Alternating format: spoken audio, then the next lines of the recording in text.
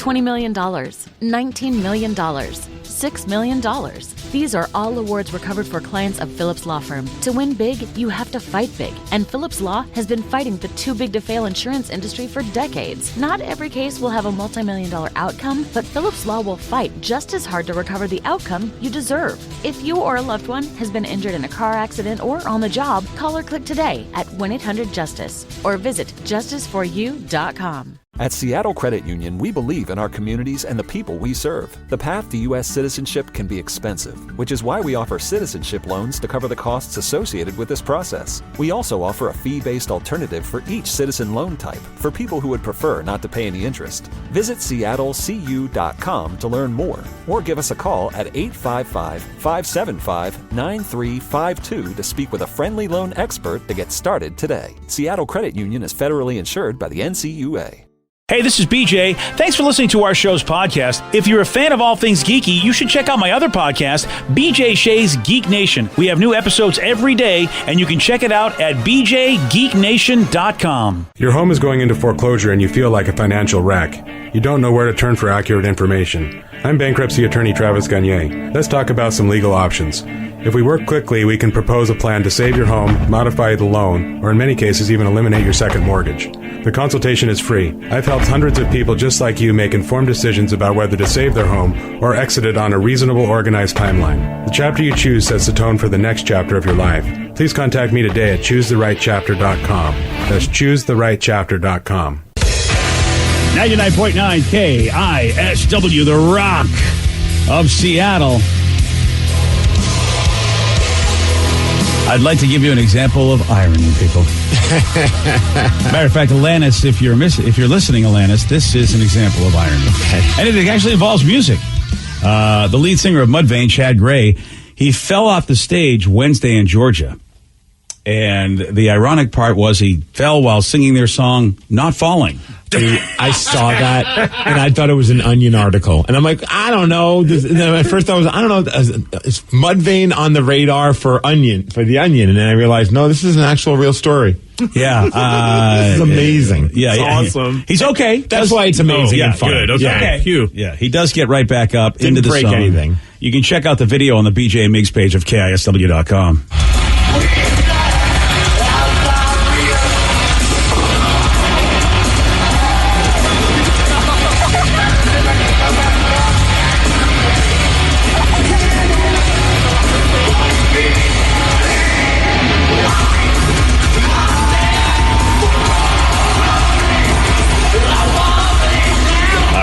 I love that there's people in the crowd that are giggling as they're singing "Falling Down" because they realize the irony right away as well. Yeah, apparently he landed on his head, according to somebody on YouTube. Oh no! They said I was right in the front. I was scared at first because he hit his head, but then the dude just kept on going like nothing happened. LOL, what a champ! Oh, they don't have concussion protocol tents at concerts? Because I feel like that's the first place they would have rushed him. I don't think so. No. Yeah, they would have brought him right in that tent and said, we got to make sure before you can get back out there, Chad. Being someone who's fallen on his head at a concert from crowd surfing before, I can tell you they do not have any concussion protocol stations. No. You almost black out. It's great. And then you get back up, and luckily you're fine, but... You hope. In my experience. You need somebody that's to jump into the pit with a flashlight and say, hey. Isn't that what they do? I'm a doctor. Are you okay? No. Yeah. That's unfortunate. And did you ever get it checked out, Danny? Because I'm thinking... No. Then that's okay. Yeah, it explains a lot. The man sprays cologne in his mouth. Clearly he didn't get it checked out. Yeah, definitely. That's true. Definitely. I do love the timing couldn't have been better. Right before they go into the chorus, he falls down on a song called Falling Down. Yeah, I love that. I really do. And, you know, man, if that's gonna happen to you, that's the time for it to happen to you. So that, you know, I mean, you can really give us a great example of irony, put a smile on our face because you're okay. Somebody said when he landed, though, his chest hit the rail. Not sure how that didn't knock the wind out of him. I was on the rail stage right, and I could feel the vibrations of him hitting it. Ooh. Oh, yeah, that's amazing if it didn't knock the wind out of him. That's a beating. Yeah. Whoa. You know, I completely forgot about Mudvayne until like semi-recently when I saw their picture, and I was like, God, I used to love that band when they first came out. I still love them. They're so good. I didn't even know they were still doing things, and then all of a sudden I like see all these articles, and I'm like, they matured well. They went back to the face paint. They broke up for a little while, came back reunionized, and now are all full of all their early 2000s face paint and ridiculousness. At first, when I saw them, I remember they had these Slipknot wannabes. I'm like, wait a second. Right. I'm giving these guys a hard time because they have makeup on. Like, people have been doing this forever. But for some reason, I'm like, they're Slipknot wannabes because they're heavy. And then I was like, KISS wannabes. And it was around the same time Slipknot came. 100%. So it made sense. Riding the coattails of the knot. Yeah. Us faggots don't like them. And then I listen to their music, I'm like, actually, they're pretty freaking good. Yeah. Oh, yeah. The wannabe line, man, if you ever have any sort of hint of anything that you're doing that somebody else is doing, that's all you get. You know, it's just like, sorry, I'm just trying to give you something that you like. My apologies for trying to do that, as you're mad at me for that. And then later on, you got Steve going, oh, actually, you guys are pretty good. I gave him a chance. Yeah. I'd go see him live. I have. That show. I have. They're amazing. Really? Yeah. Nice. They were part of a few shows I remember seeing, and they did that big tour with Metallica, Limp Bizkit, and the Deftones, the Summer Sanitarium tour. Whoa. They came to the Century, I don't even know if it was Seahawks Stadium, CenturyLink Field. It was called something where the Seahawks play. I can't remember now. I think it was Seahawks Stadium maybe at that point. Oh, that was a while ago then. I think Lincoln Park was on that bill too. Oh my gosh. Yeah, because it was Seahawks, and maybe a couple, 3 years we were Seahawks Stadium. 2, but I could be wrong. Yeah, I'm not positive. So you're going back almost 20 years then, right? Let's not talk about that part. Okay, then. Why you gotta say that? Well, because when an old man falls off the stage, I'm concerned. Okay, I mean, somebody check his AARP card. Yeah, does that matter? Or Medicare? Something. Click the bracelet. Check his Chad. That's it. Yeah, get his life alert. Is he wearing his life alert? I saw them back in 2001 for the Pledge of Allegiance tour with Slipknot headlining. So it was Rammstein, System of a Down, Mudvayne, and Slipknot. And that was such a good show. Dude, you can't do this to ourselves. You're already done it. I know. You already did it. It's so brutal. When you uttered the phrase Seahawks Stadium, you pretty much, there are people who don't know it was called that. Because I was just about like, how long has Mudvayne been around? Okay, they started when they were back in 96. Oh, wow. Mm-hmm. Yeah, they've been around for a long time. I don't think they got big in 96, though. No. That's only 2002 is when they started getting a name for themselves. That's only 5 years before Rev said he was like at a big show. It's not, that's usually what happens with bands. They're kicking around for a few years and then they get lucky. Boom, there they are. Like, I don't view them as like a new band, but I wouldn't view them as a band that's knocking on the door of being eligible to be in a Rock and Roll Hall of Fame. I don't think they'll ever be in the Rock and Roll Hall of Fame. Don't get me wrong. Like, no offense to them, but I don't think they ever got to that level of success. But they're almost to that point, or they technically are, since they started in 96. Yeah. It's one of those. It's one of those. I didn't realize that they had a career before they got big. Which I mean, most bands like 7 years. But yeah, most bands do. But it's one of those like, wow, that's cool. They were around for a long time, and then they kind of like caught their stride, which is awesome. I mean, they did go on a hiatus from 2010 to 2021. Oh, that's a long time. Yeah. Oh, wow. So they really... They took a break. Yeah, that's a big break. And then they wanted realized... to hang out with their friends. Yeah. They did a bunch of other stuff. I did that, too. They wore the makeup the whole time, though. I mean, at home, they were doing awkward the at Thanksgiving. Yeah, you know what? Such KISS wannabes taking off the makeup like that. Because Chad did Hell Yeah with Vinnie Paul. Mm-hmm. Oh, yeah. Back in the day. Yep. Yeah. Hell yeah. Well, I'm happy that everybody's okay. That's what I'm really happy about. Yeah. As far as I know, we haven't read the latest medical report. Thanks, Texter. Mudvayne is as old as me. Stop it! That's it. Texter, go to bed. You're grounded. Yeah, sorry, y'all old people. That's right. Come over to the early bird special with me. I'll show you a good time. Hey, there was a woman that led police officers on a 100-mile-per-hour high-speed chase. And blamed Red Bull for doing it. That's right. Gave her wings, baby. Steve will tell you all about this. He's got the Migs report for you at 6:17 on The Rock. BJ and Migs, mornings on The Rock, 99.9 KISW.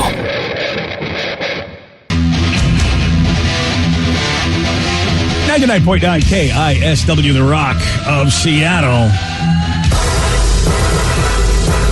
Well informed on the issues of the day? Not this guy. Live from the KISW News Center in downtown Seattle, this is the Migs Report. Well, thanks, you guys, and thanks a lot, Tigers, for giving us the Migs Report. And today is a day to say hello to a tiger. Because because it's International Tiger Day. Well, all right. Say we call it International Law Tigers Day. How about that? International Law Tigers Day. Let's do that. Yeah. How about that? Oh, I love that tiger. Maybe you celebrate by going to your favorite wing place and enjoy some chicken wings because it's National Chicken Wing Day. Yeah. Nice. Okay. But more importantly, although maybe this is a hot take, I don't know if everybody's as much in love with this as I am. All right. It's National Lasagna Day. Ooh, I love lasagna. Okay, good. Oh, lasagna's so good. Sometimes I feel like lasagna's a forgotten pasta. Bechamel lasagna, by the way, if you haven't had it, it's a special sauce. It's a super creamy, cheesy sauce. Oh, it's good. I will say that I'm a lasagna person, not in this heat. So may I suggest maybe doing the lasagna on the Traeger? Oh, man. Wow. That's not a terrible idea. I've never had it that way. I'm going to have to smoke some I'll try lasagna. it. Rev's smoking it tonight. Yeah, Traeger. You inspired me. Yeah, but see, Rev likes to smoke a lot of things that are legal and illegal, so. And if you guys don't... Everything's legal now. Yeah, it's legal now, weirdo. Get with it. You don't know what Rev's smoking. I do, actually. Oh, wow. Okay. I text Rev at least an hour a day asking him what he's smoking. Oh, nice. Yeah, I'm always up front with it. What are you smoking? Heads up, if you guys want to make don't want to make the lasagna, Costco has really good 2-pack of lasagna. Totally recommend. Oh, yeah, Really? right. Uh-huh. Yeah. Comes in a big 2-pack. You can put it in the microwave or... Is that put it one in the serving? Traeger. Serves one?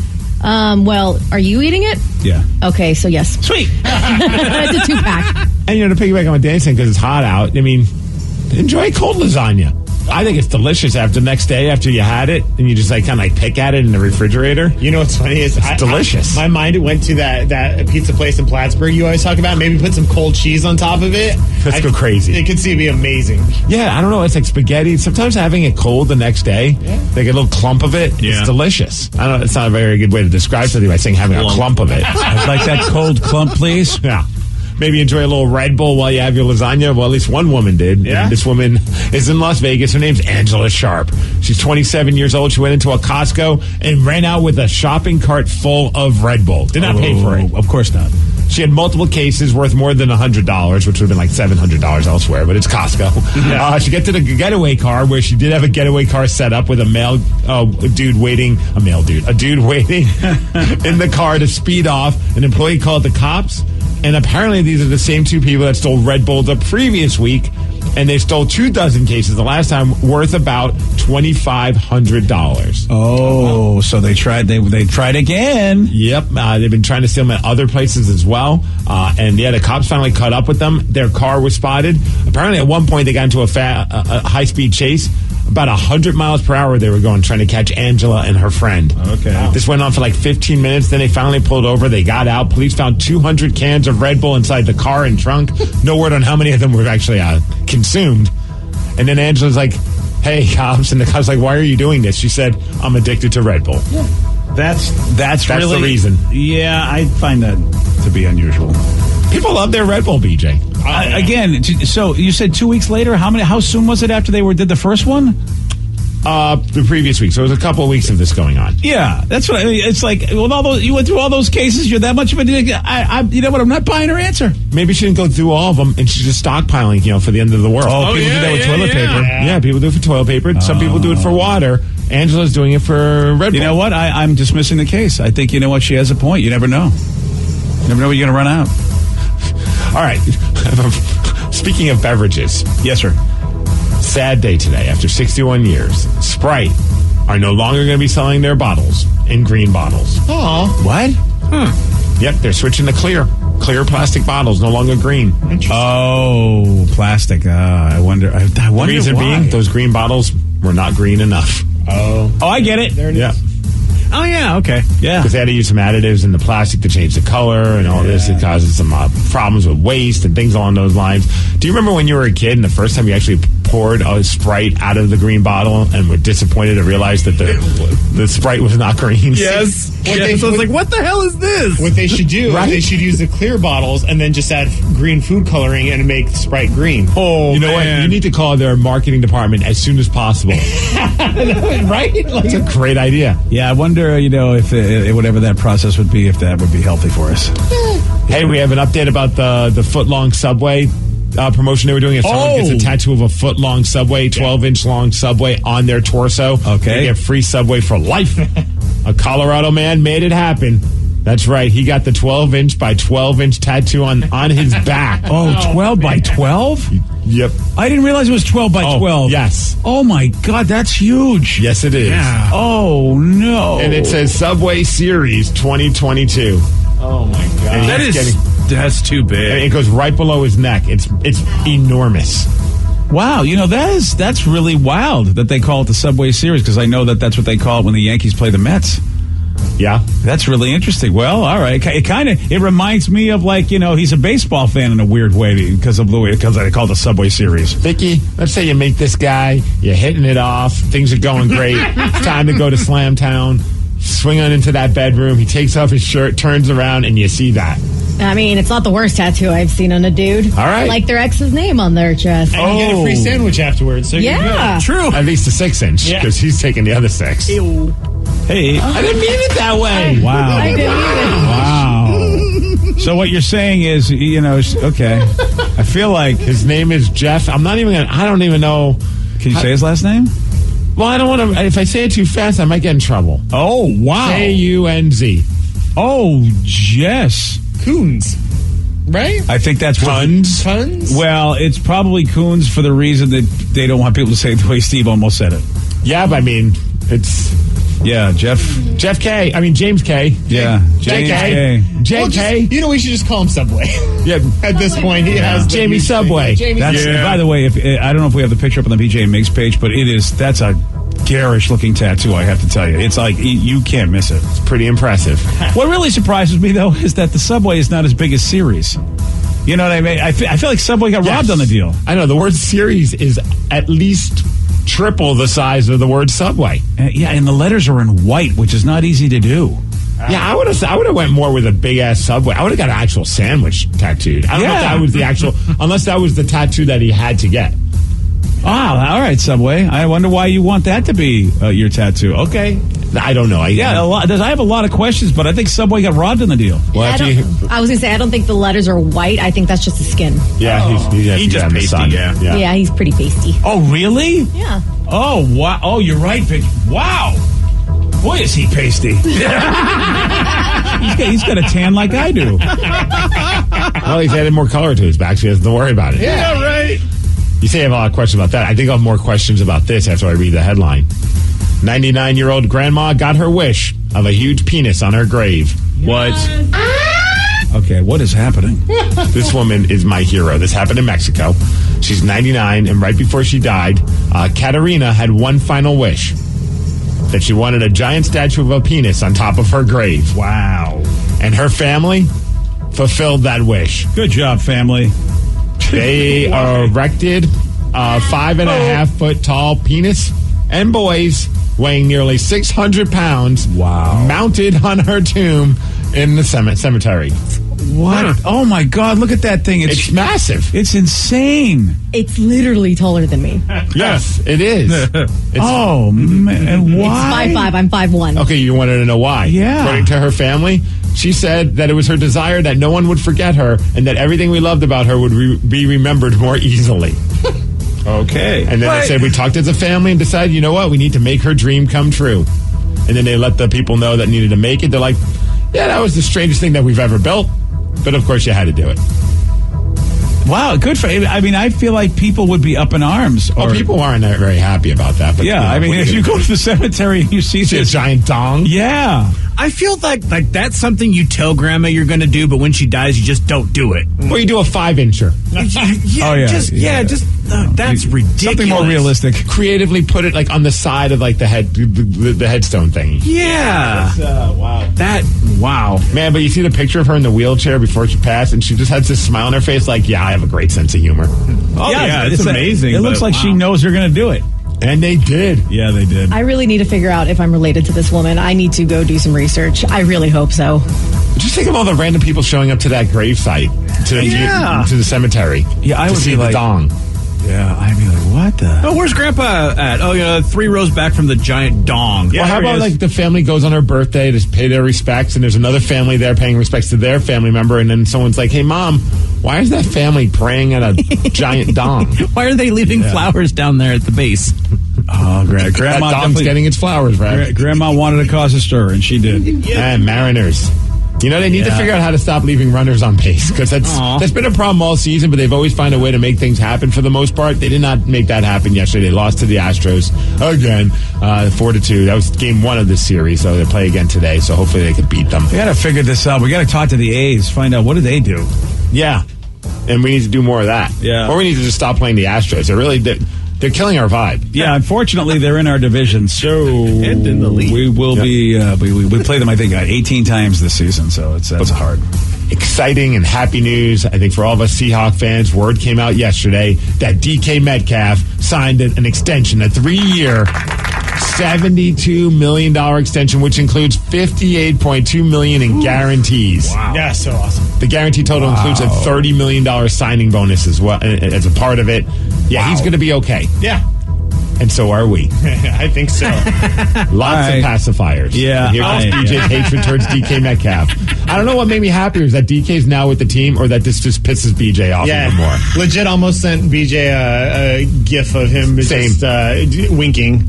I almost had the screenshot that I sent you where I said LFG. I'm going to have to ask Mitch. Because I really don't pay attention enough. I got to find out if he's a good blocker. Because if he's a good blocker, then it makes sense to me.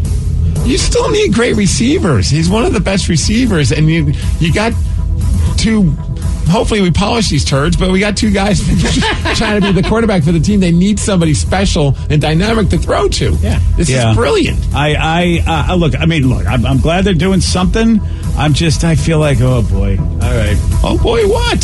He have a winning season. Yeah. Oh boy, yes. You got a guy who can catch some passes and mow them. Well, he doesn't catch all the passes, and sometimes he doesn't act like as mature as he could be. Oh well, he's growing up. He wants to be a leader. I hope that's true. I mean, if he does become a leader with this, I'll give him a chance because I know what that's like. And if you actually look at the stats, he doesn't drop a lot of passes. It's just because we hyper focus on it. All right. So I'm okay with this. And also, it's not my money, so why do I give it out? Yeah, right? Yeah. That's a really good point. I've never gotten upset about that. When people are like, I can't believe we spent that. I'm like, we?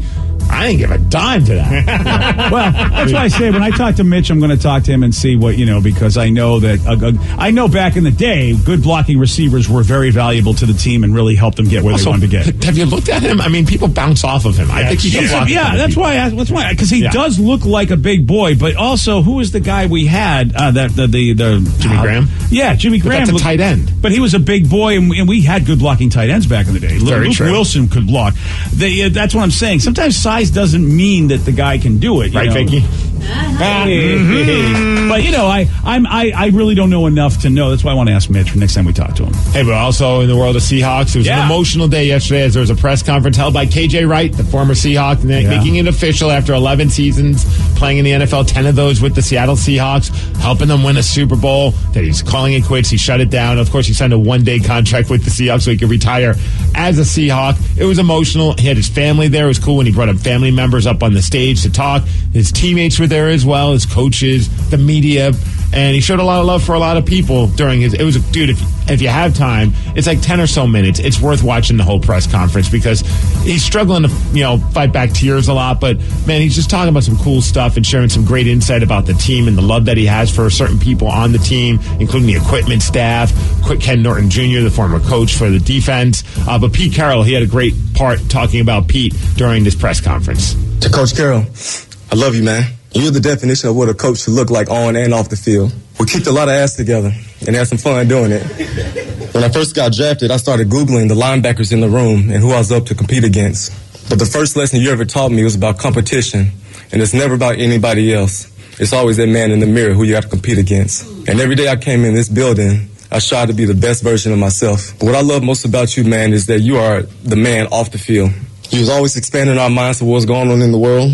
And when it came down to serious business, you put a pause on football and you let us talk and express ourselves as men and be vulnerable. And I love you for that. What a great testament to Pete Carroll right there. Yeah, I mean, How do you not love a guy hearing that kind of love for a coach? I thought that was really cool. Yeah, dude. We don't get to see the inner workings of that relationship like that, and you sit back here and go, how do you not have a lot of respect for Pete? And then after that, he mumbled under his breath, "Russ is a dork." That was weird. Did he say that? Yeah, no, he didn't. I'm gonna have to listen back to that 10 minutes. I didn't hear that. Showed some love for the 12s, the Seahawk fans as well. to the city of Seattle and to the 12s. Coming from Mississippi to Seattle, I was in a culture shock. I honestly thought I had landed in a different country. But when I got here, you all embraced me since day one. I played in every NFL stadium, and there's no place like Lumen Field. Yeah. The energy you guys bring, the passion you guys brought every game made it so much fun to play here. And my favorite memory of you guys was the Super Bowl parade. To see those smiles, see those tears, meant the world to me. And you guys earned the right to call yourselves champions. And I'm so thankful that I could bring it to you guys. Champions, BJ. I told you, we are champions. Yeah, he didn't mention your name, but I think he was talking about you. He looked at me. He was looking right at the camera, and I was looking right back at him. Yeah. See, you had a moment. I did have a moment, dude. So I'm on the treadmill while all this is going on. I see live press conference. I'm like, I'll watch it while I'm just kind of finishing up my workout. And that was a bad idea because it was such an emotional thing. And I'm like doing fine. It's like, whatever. This is cool. What a great thing. Then he brings his dad up, as a new dad. And I don't know if it's going to hit you guys in the same way being dads. But, man, when he started talking about his dad, I was like, I got to get off this treadmill. I'm going to look like people are going to realize that's not sweat coming out of my eyes. Because it was a pretty cool moment when he talked about his dad who's rocking the KJ Wright jersey while he's up there with him. When we hugged after the Super Bowl, and I said I wouldn't be here without you, words couldn't be truer. You were literally at my first everything. First Pee-wee game, high school, college, and pros. And when I asked you the other day about what you got right as a parent, you forgot the part about how you showed me what it looks like to be an awesome dad. You were my hero growing up. You taught me how to pray over my kids. You taught me how to throw a football. And we talked after every single game. And you would give me your scouting report and let me know how I did. Thank you for showing me the way, man. Thank you for showing me the way. You taught me the definition of love and support. And you was there every step of the way. Love you, dearly. Damn you, KJ. Oh. Right? And it's even more powerful when Dad's right there, just kind of struggling as well. I got goosebumps right there listening to him again. Boy, that says a lot, doesn't it? Yeah. What a great dad. Yeah, well, it really says a lot. The men that he's had in his life, the mentors that he's had, his starting with his father and Pete Carroll being part of that too. And later this morning we'll play more clips from it. We'll also play the clip from Ken Norton Jr., which is it's very powerful just to hear what kind of a dude that guy was, what kind of a mentor he was for KJ Wright. Tonight you got the Sounders playing LA Football Club. Will they win? Nah. All right, Danny, thanks. Wow. All right, then. That game's, 8:15 tonight? It's a late one. Jeez. In California. I know it's Friday night, but Yeah, I know. Steve, party really? time? Are you going to complain about an 8:15 game on a Friday night? I am. So late. Oh, wow. We've reached that point. I'm spoiled with the Mariners playing at 5 o'clock yesterday. Well, now you get the chance to do the Mariners at 5, and then, maybe a little, all right. I'm a little busy, actually. I'll be out late tonight. I'm going to be over at Alma Mater in Tacoma, ring announcing for Defy. Nice. A bunch of great wrestlers are going to be there. Then you are going to be up a little late. I am. I can't watch the game. Yeah. They should start at 5 so I can watch the game. Oh, there you so because you have kidding, I'm not watching the game. Yeah, you have plans. That's the problem. Christopher Daniels is going to be wrestling. Ortiz, the Bollywood Boys. It's going to be a blast, BJ. In fact, our buddy Ethan HD's comic book shop is going to have Christopher Daniels, AEW wrestling legend. He's going to be there doing a meet and greet at 4 o'clock. So if you want to swing by Destiny City Comics in Tacoma, say hi to Christopher Daniels and Ethan HD. That's cool. Yeah, it's going to be a lot of fun. He's a big comic book guy. See, man, more and more wrestlers I love hearing about all the geeky stuff that they're into. Yeah, huge wrestling comic book fan. So I think that's probably why he's agreeing to do it, is probably some product. Check out some comics. Nothing wrong with that. I'm all about it. Weather, 91 degrees. Oh, boy. Again? Right. Yes. Crap. It's going to be hot. Yeah. Thanks to Kia Puyallup for giving us the Migs report, and that's what's up. Yesterday, Steve, he did get this one wrong. What does Lilo give Stitch to drink in a baby bottle? Whiskey. No! Lemonade. No! Iced tea. No! I like how Reb's like, no! You surprised me with the whiskey. I'm like, what? No. Milo was a huge boozer. Yeah, coffee, I don't know. Coffee also might not be right for this. He's a little alien, isn't he, Vicky? Yeah. So we don't know what this little alien wants to do. I mean, it could be bad for him. Whiskey could be fine. He loved the coffee. Oh, did he? Oh. I bet he'd really love the whiskey. Then he's not probably really, would. Yeah, if he loves the coffee, he's going to love a little Irish coffee, is all I'm saying. Coffee was the correct answer. You want a shot at beating Steve? You got it. 206-421-ROCK. We're going to play Beat Migs. We'll do that at 6:47 on The Rock.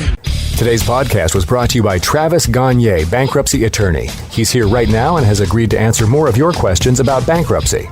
How do I know if bankruptcy is going to provide me with relief? What are the steps for my situation?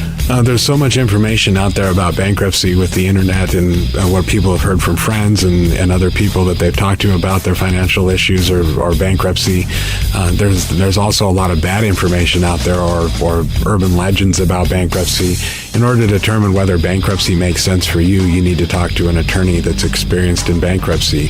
So in order to determine whether bankruptcy makes sense for you, you should talk to an experienced bankruptcy attorney. And my job is not to convince you to file bankruptcy. My job is to help you to make that decision and have all the facts so that you can make an informed decision about whether bankruptcy makes sense for you, what benefits it's going to have for you, and what the downside of filing bankruptcy is. Thanks, Travis. If you have more questions about bankruptcy, you can reach out to Travis anytime at choosetherightchapter.com. COVID-19 hurt my income, my health, and my family. We were about to lose our home when we heard we might be eligible for homeowner assistance funds from the government. We called 1-877-894-HOME and a housing counselor stepped in, they talked to our lender, and saved our home. Because falling on hard times does not have to mean losing your home. Federal funding details at washingtonhaf.org. Be ready for the handoff with Heritage Distilling's canned cocktails. Real cocktails made with real spirits. Drop the hard seltzers made by Big Beer on the East Coast with their fake flavors, fake sweeteners, and after-game bloating. Ew. Real cocktails can only be made with real spirits. Heritage Distilling's canned cocktails. Locally made, locally loved, and award-winning. Available at local retailers and heritagedistilling.com. 6.9% ABV, Gig Harbor, Washington. Winter is rapidly approaching, so prepare now. Your outdoor and crawl space pipes are susceptible to freezing temperatures, cracks, and bursts that could leave you with thousands in repairs or irreparable damage. At Spartan Plumbing, our experts ask the right questions, giving honest and knowledgeable answers, and making sure we're recommending the right solution for your unique system before disaster strikes. Call Spartan for your consultation today, 253-306-0309, or visit SpartanPlumbingInc.com. Spartan Plumbing, repaired right the first time. Hey, this is BJ. Thanks for listening to our show's podcast. If you're a fan of all things geeky, you should check out my other podcast, BJ Shea's Geek Nation. We have new episodes every day, and you can check it out at bjgeeknation.com. Your wages are being garnished. We can stop that now. It's hard enough to pay your bills when things are good, let alone when a big chunk of your take-home pay is gone before you even get your check. I'm bankruptcy attorney Travis Gagne, and I can stop the garnishment and get the creditors off your back immediately, often the same day as our consultation. Both Chapter 7 and 13 provide bankruptcy relief, but choosing the right chapter is crucial. In a free consultation, we can create a plan to get your finances back under your control. The chapter you choose sets the tone for the next chapter of your life. Please contact me today at choosetherightchapter.com. That's choosetherightchapter.com. 99.9 KISW, the Rock of Seattle. We got our loud local band of the week, and this week, it's Rivet Skull.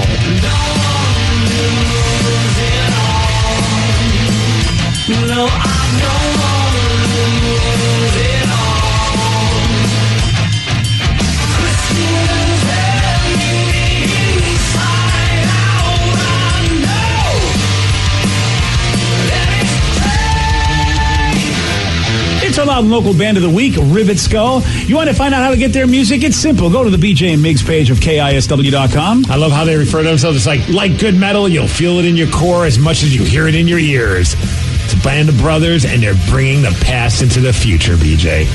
And if you would like to bring more local music into your future, then check out Sunday nights here on The Rock. 8 o'clock, 2 solid hours of great Pacific Northwest music, bands like Rivet Skull.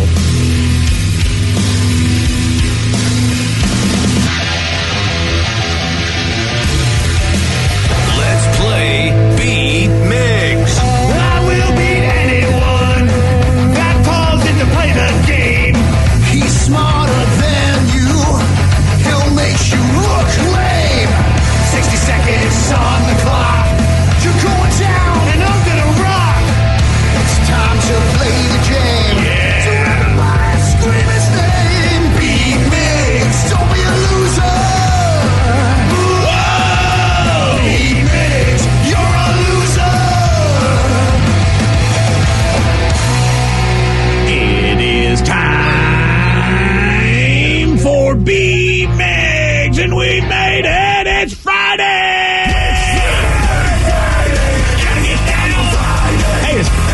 Danny jumping? Whoa, must be.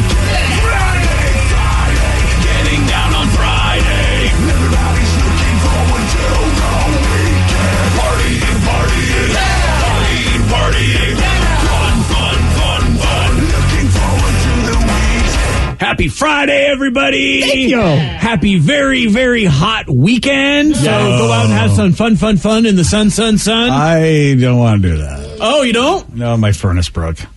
Dude. Well, the furnace is breaking. That's fine, right? No, it's got a blower, and that's what pushes the AC. So the blower broke. And, Get a new blower. you know what? I'm a sucker, Danny, not a blower. That's the problem. It's a place in downtown Seattle I could lead you to. You should.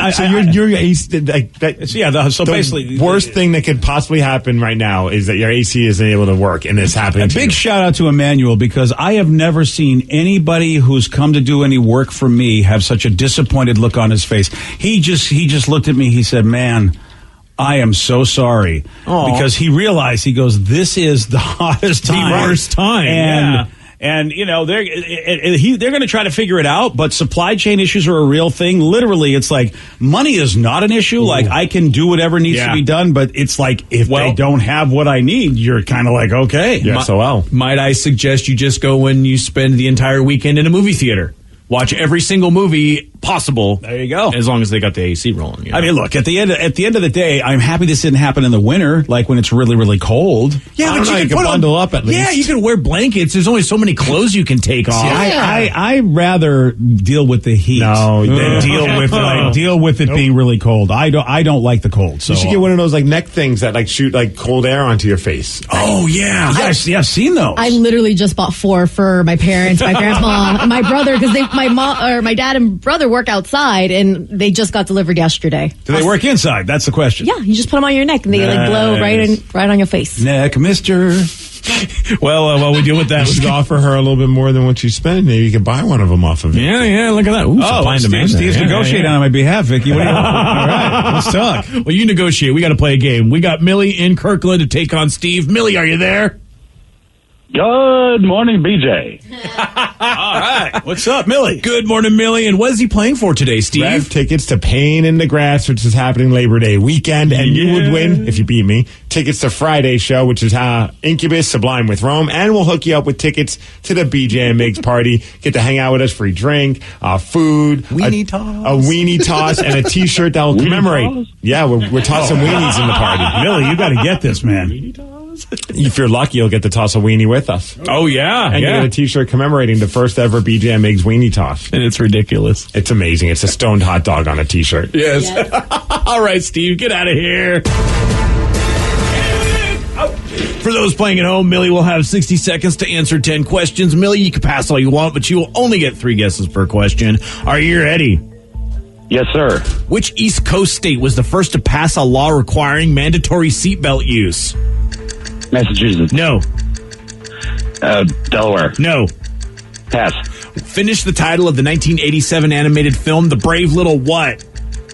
Toaster. Yes. Who played the role of John Anderton in the movie Minority Report? Top Gun guy. Tom Cruise. Yes. In what year of the early 90s did the sitcom Night Court end? What year? What year of the early 90s? 91, 2, 3. 2, yes. The epidermis is the outermost layer of what on the human body? Yes. Hefty Smurf has a tattoo of what? A heart? Yes. A pimento is a type of what food item? Olive. No. Pass. Benito Mussolini was the dictator of which European country? Italy. Yes. Beginning with F, what is the most common name for a baby deer? Fawn. Yes. In which decade of the 20th century was the Panama Canal completed? Say again? In which decade of the 20th century was the Panama Canal completed? The 30s. No. 1, 2, 3, 4, 5, 6, 7 correct. Sorry about that. Yeah, I don't know if that'll be the deciding factor, but, Steve can luck bomb on those. Well, if he has 3 guesses, that's the problem. Yeah, it's the last question. It's a little hard to get those 3 guesses in on that one. Well, it depends on how fast Steve is. Yes, and I know Steve can be pretty quick. Pretty quick. Mm-hmm. That's what she said. Hey. Oh. Are you ready? Oh, yeah! In which East Coast state was the first law to pass requiring a mandatory... in which East Coast state was the first to pass a law requiring mandatory seatbelt use? New York. Yes. Finish the title of the 1987 animated film The Brave Little What? Heart? No. Boy. No. Girl. No. Who played the role of John Anderton in the movie Minority Report? Tom Cruise. Yes. In what year of the early 90s did the sitcom Night Court end? 91. No. 90. No. 92. Yes. The epidermis is the outermost layer of what on the human body? The skin. Yes. Hefty Smurf has a tattoo of a what? Of a heart. Yes. Got a heart on. Wow. Heart on his arm. Wow. A pimento is a type of what food item? Olive. No. Bean. No. Pimento. Cheese. No. Benito Mussolini was the dictator of which European country? Italy. Yes. Beginning with F, what is the most common name for a baby deer? Fawn. Yes. In which decade of the 20th century was the Panama Canal completed? 70s. No. 60s. No. 50s. No. 1, 2, 3, 4, 5, 6, 7. It's a tie. Damn it. That was the difference maker that Steve could have won with. He could have, but you were like way too late on that one. Yeah. I don't know. Nice game, Millie. Yay! Yeah. The tie is a win. You get the prize, buddy. Exactly. We'll see you at the Pain in the Grass. Yeah, for that weenie toss. Maybe you'll get to toss a weenie. Start practicing. Yep. You did not know the animated film The Brave Little Toaster. Millie knew that one. Don't even know what that is. It's about a brave little toaster. Yeah, I don't. I've never even heard of that movie. It's one of those scarring ones. It's one of those children's movies where you're like, oh, this will be fun. It's about a toaster that goes on an adventure. Does it end up in a bathtub or something? Like there's like a suicidal like vacuum cleaner. Oh. It's like one of those. Yeah, it looks so cute and adorable. And it'll stick with you. Like I haven't watched it in probably 30 years at least, and it's still there. Dude, they showed that in school. Like we watched that really? as like in first grade. That was like one of the movies they would show us. It's kind of like it's a movie day. Yeah. I only remember the good parts because I think I've mentally blocked out the bad parts. Good for you, then. I wonder if my kids saw this. Joe. Joey did. Wow. You know what? You kids didn't tell me you were scarred by this movie. I don't know about this. We can go back and watch it now and see how it holds up. I think I would have protested my school if I'd have known this. Is it dark light? I've never seen this cartoon. My friend Stephanie always brings it up. It's called Watership Down. Watership Down is much worse. She described it to me once. Ethan's wife, you know. Yeah. Oh, yeah. Stephanie. Yeah, she's awesome person. And she was telling me about this. I'm like, why are you recommending this to me? Like, this sounds terrible. Is it a cartoon? It's a cartoon and it's dark. It's a cartoon about rabbit death. Basically, it's a whole thing, but it's like played out with rabbits, and it's just. But I think is it meant to be an adult cartoon?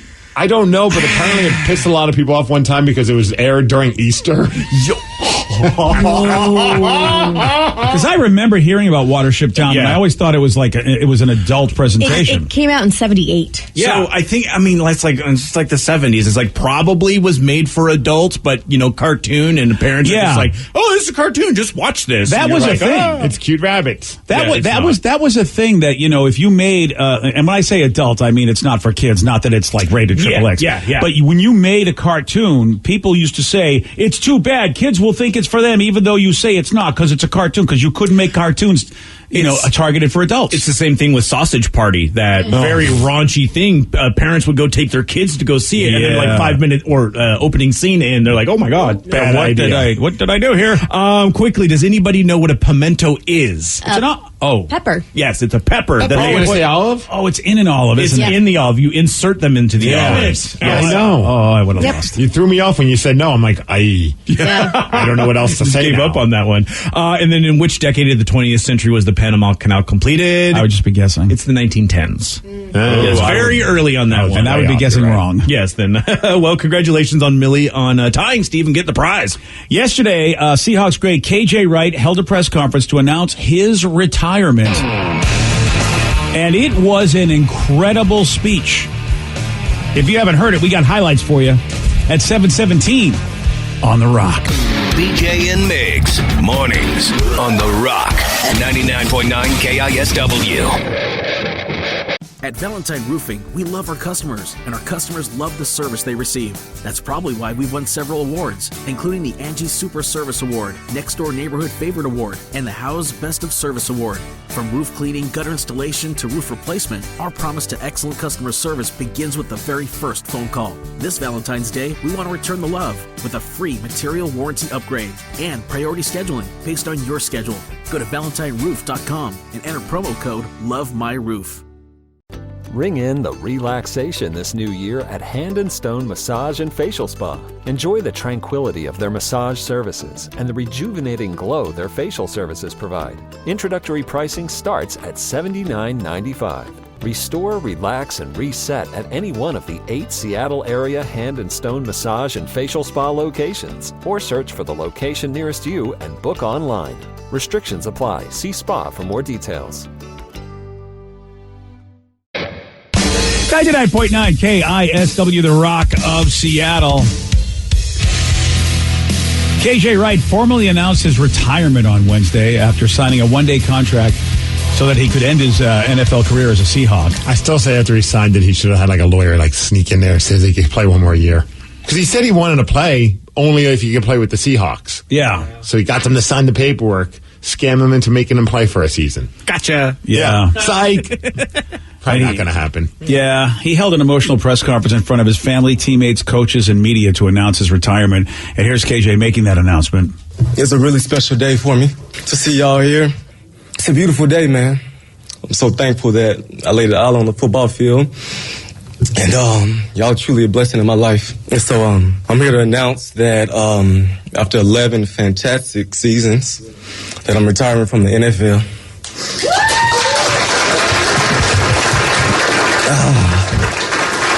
Appreciate it. I fell in love with this game as a young kid, just playing football in my grandma's front yard with my friends and my cousins. And here I am standing in front of y'all as a Super Bowl champ, a Pro Bowl, and Seahawks Man of the Year. It would be great if you said after 10 great seasons in Seattle, 10 amazing seasons, and one in Las Vegas. It was all right. Probably not going to happen. Oh, man. Yeah. I always just think, man, you know, when you think back to just playing on the front yard like that, playing on the lawn, just whatever sport you were playing, you know, what in your brain did you ever, everyone always thinks, man, that'd be great. I want to be like my favorite star. And he actually did it. Yeah, I wonder what point, maybe one day if we could get him on, because he's going to still do stuff in the community. I know he said in the press conference he's going to take this fall off and not do anything with football and spend time with his family, which he's never gotten to do since high school. But eventually he'd like to be back in the Seahawks organization. But he made it very clear, he's like, I don't want to be a coach, which got a good bunch of laughs, but he wants to be like an ambassador, work with the young players, help scout, and things along those lines. But I wonder at what point in his life did he realize there's a chance maybe I can make it. It's, is it high school? Is it college? Yeah.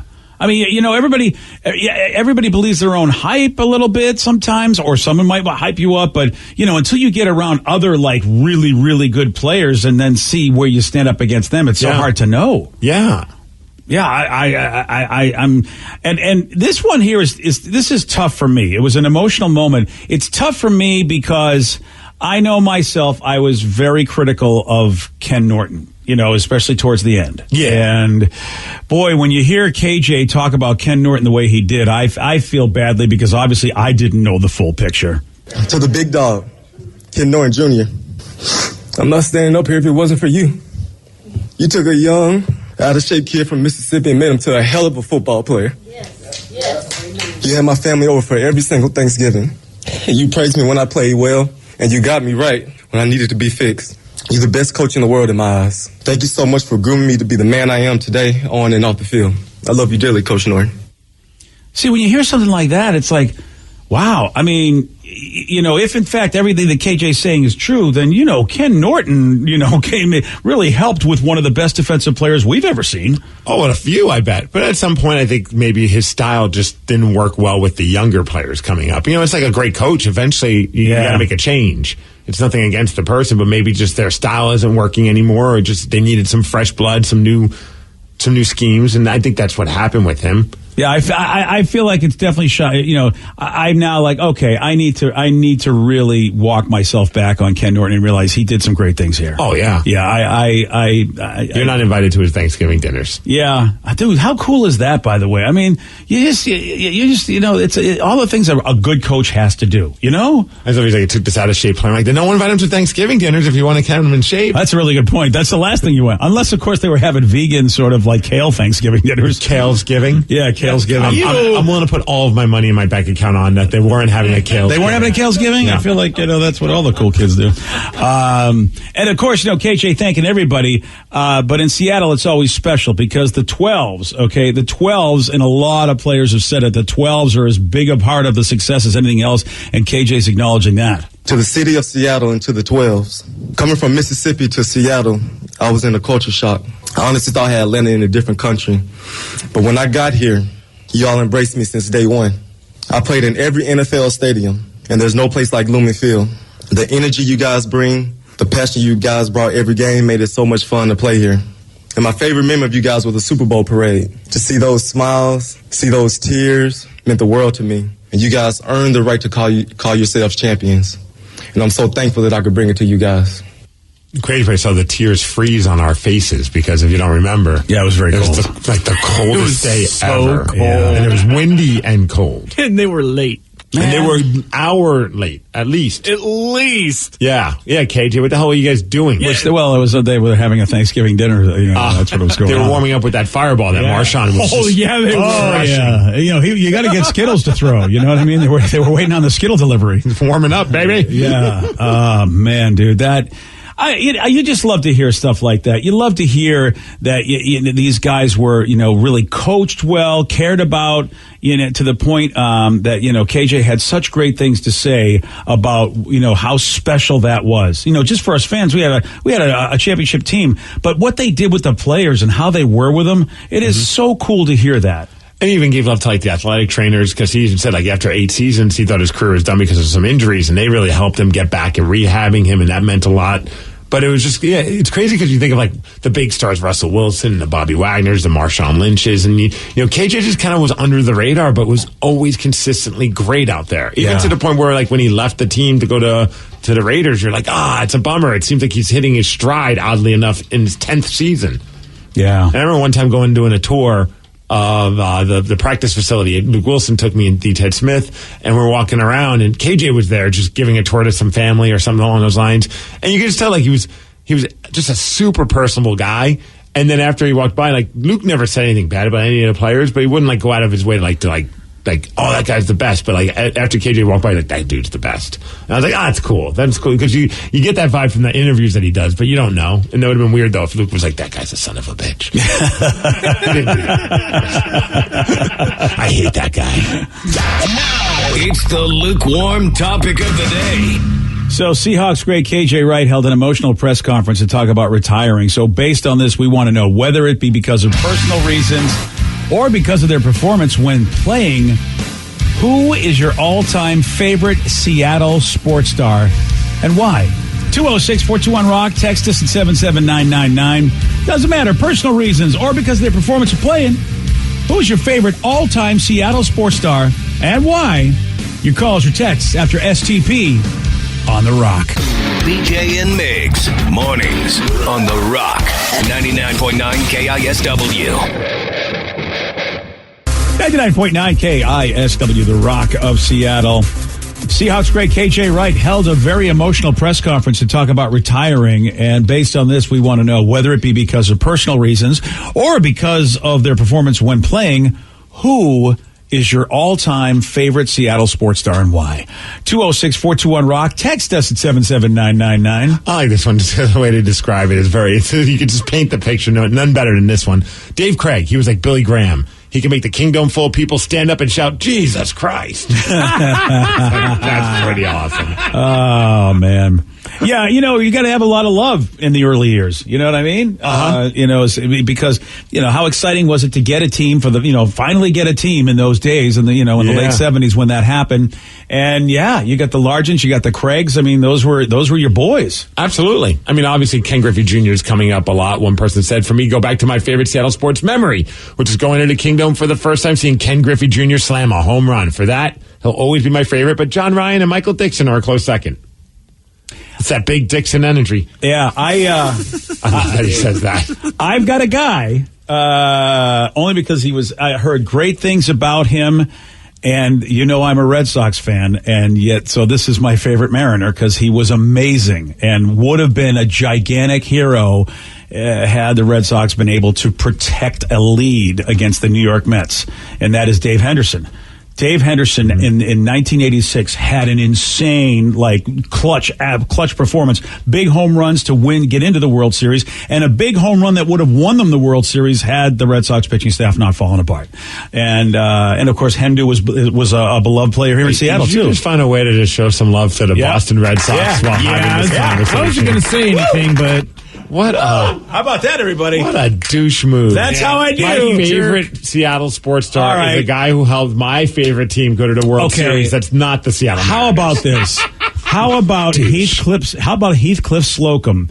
Because the fact that Heathcliff was a Mariner was the reason why Derek Lowe and Jason Varitek became amazing Red Sox players. I just can't talk to you anymore. I can't talk to you. Yeah, you are banned from this topic. Two of the best players that went on to win World Series that were Mariners with one of the worst trades in Mariner history. My favorite right now might be Yanni Gourde, baby. Oh, dude. I'm not going to say all time. I love him just because he is a nonstop trash talker. Yep. You watch him. I want them so bad just to mic him up and give me a feed so I can listen uncensored. They can't play that. No, I'm sure.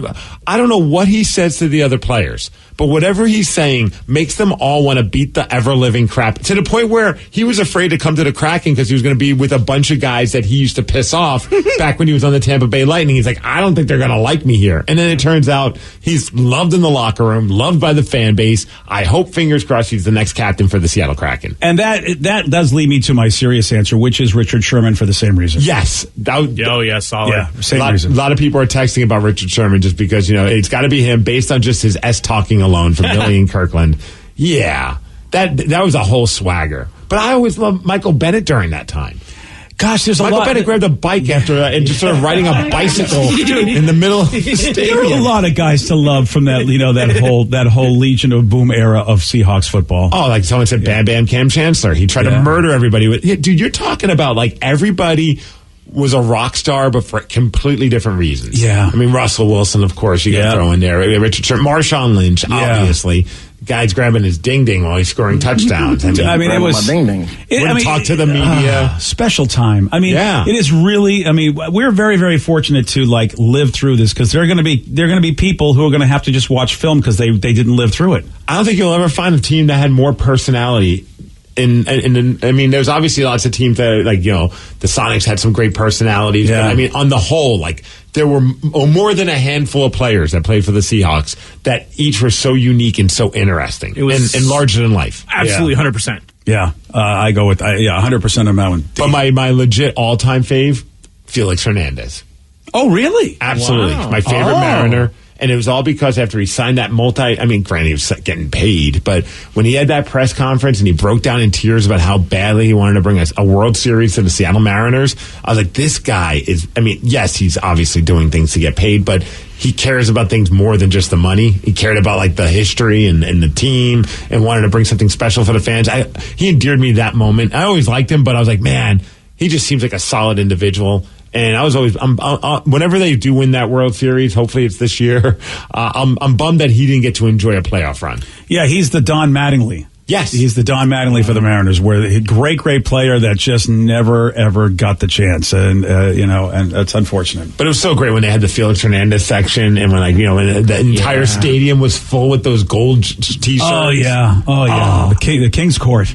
I see your son's in the room. If you try and find a way to bring this back to the Patriots, you and your dad, I'm glad you don't have air conditioning. Well, you see, no. For me, it has to be Ichiro, man. Oh, good call. Because when we first moved here, that's when they had that huge season. And, every time he got to the plate and did that little sleeve pull. Yes. Oh, it was so awesome. And I was a fat kid. And watching that guy get singles by hitting the ball infield because he was so fast, I was envious. Because, I could hit the ball out of the park and still get thrown out at first. So for me, it was like, this guy's like an inspiration. And he didn't leave for the longest time for the same reason, kind of like Felix. He wanted to win in Seattle. And don't forget the biggest thing about Ichiro is somebody was willing to pay $1 million to have a picture of his ding-ding. I forgot about that. Oh, yeah, that was an amazing story. Still one of the most conflicted things ever in my life was getting to cover the Mariners to the point where I got to go into the locker room and interview players after them before the games. And this is at the height of the dong search. Yes. Someone put out $1 million bounty on his dong. Wow. And I'm like, I have access. You could have made a lot of dough, buddy. You could have made some coin. Could you imagine? Dude, honestly, for our business, it would have been infamous, but it would have been perfect. Somebody, you would have probably got a job a few years later going, Steve's the guy that got the $1 million for getting Ichiro's package? If not, there would be a legendary status behind that. Here, meet the man who took a picture of Ichiro's dong. Yeah. Became a millionaire. Right. And never got to work in Seattle media or Seattle world again. And Rookie of the Year in AL, was he MVP as well? MVP and Rookie of the Year. Yeah. Just like Julio this year. Yeah. Oh, boy. Julio's got time. He's definitely going to be Rookie of the Year, and he does have time to be a MVP. There's a few other people who are going to, give him a run for his money, but he does have time. I'm sorry. If they make the playoffs, all bets are off. How do you not make him MVP? This team never makes the playoffs. I know. That Aaron Judge kid is having a good year. I don't give it. F him. I'm just saying. Judge kid's having a pretty decent year. Yeah, but whatever. He's been on a team that's been to the playoffs. Oh, yeah, you know what? If they just judge it by you're right. You'd be. But what's more valuable? Yeah, right. I know. I know what you're saying, and it's the whole. See, I'd be the idiot that hung up a jury where everyone's like, it's unanimously guilty, and I'm like, wait a second, how do you say it's guilty when we got this? I think he did. I think he's done a lot because of that home run derby. I do believe that Julio has definitely had people go, okay, this kid. And when you take a look at the team he's playing on, as opposed to where Judge has got all that other stuff around him to protect him, the fact that Julio's hitting the way he is, when really there's not a lot of great hitters on that team outside of Ty France, it is pretty amazing. He might get nods for that. A lot of people chiming in, and they got to give him love. Edgar Martinez.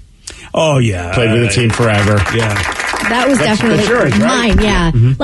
Follow right closely behind, but not too close, A-Rod. And it's not anything because of... Wow, A-Rod. And it's not because of how they played. It's mostly when I was a little kid. Well, that didn't hurt. But being a little kid, I'm like, wait, they're playing for my team here in Seattle, and they have Hispanic last names like I do? That representation for me, that was huge. So I know A-Rod left, and I was a little bitter about that, but there's still a little bit of a connection or bond or love for him, just for being a Seattle player and kind of having that representation. And I have family with Rodriguez as the last name, so I'm like, what if we're related? So that was even cooler, being a 6-7-year-old. I relate. That's why I love Tyler Lockett. Receding hairline too? You could be related. I thought you were going to go down the route of why you used to pick all of your favorite players as the name Steve. It is true. That is the dumbest reason why. Yeah. The dumbest reason why I became a Seattle Seahawks fan in New York was because I saw Steve Largent play, and I'm like, he's the star player for this team, and his name is Steve. Favorite team, favorite player. Yeah. By the way, that's why I became a Dodgers and Steve Garvey fan. We all talk about the A-Rod thing, and I've been watching The Captain, which is the show about Derek Jeter on ESPN.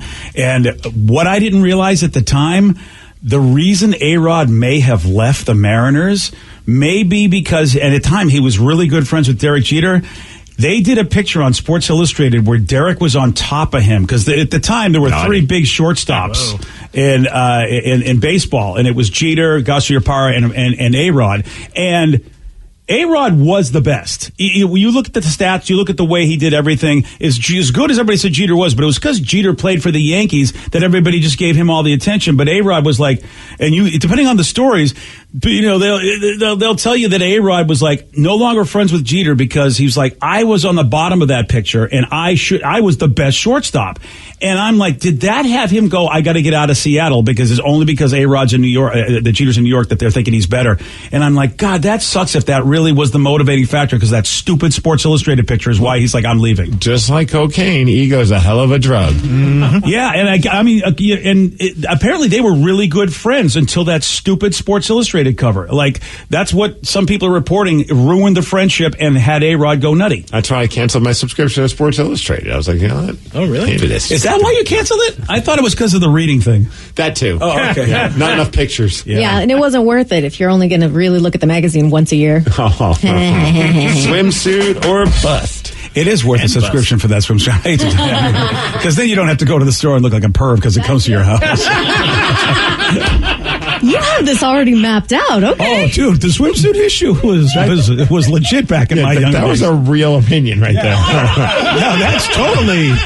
That is, I mean, PJ, you love sports. You got Sports Illustrated. How much? I just have it for a year. I mean, you can take all. Here, you can have the other 11 issues. Here you go. Whatever it is. One of the biggest pop music stars of all time just walked into a bar for the first time at the age of 40. And I'll tell you who at 7:47 on The Rock. Today's podcast was brought to you by Travis Gagne, bankruptcy attorney. He's here right now and has agreed to answer more of your questions about bankruptcy. If I call Travis, will I actually see him or someone who works for him? Absolutely. When you come in to my office, when you first call in, my staff will try to help you with any basic questions that you have. I can give you a call back, but they'll usually try to schedule you for a free consultation with me, the attorney, and I'll meet with you personally. We'll talk about the basics of your case, and I'll take you through a question and answer session an interview that usually lasts about 30 minutes. We'll get the basics of your financial situation. I can answer your questions, and we can talk about whether bankruptcy makes sense, your non-bankruptcy options, and how bankruptcy could affect you, what the process is. Thanks, Travis. If you have more questions about bankruptcy, you can reach out to Travis anytime at choosetherightchapter.com. That's choosetherightchapter.com. Thanks for listening.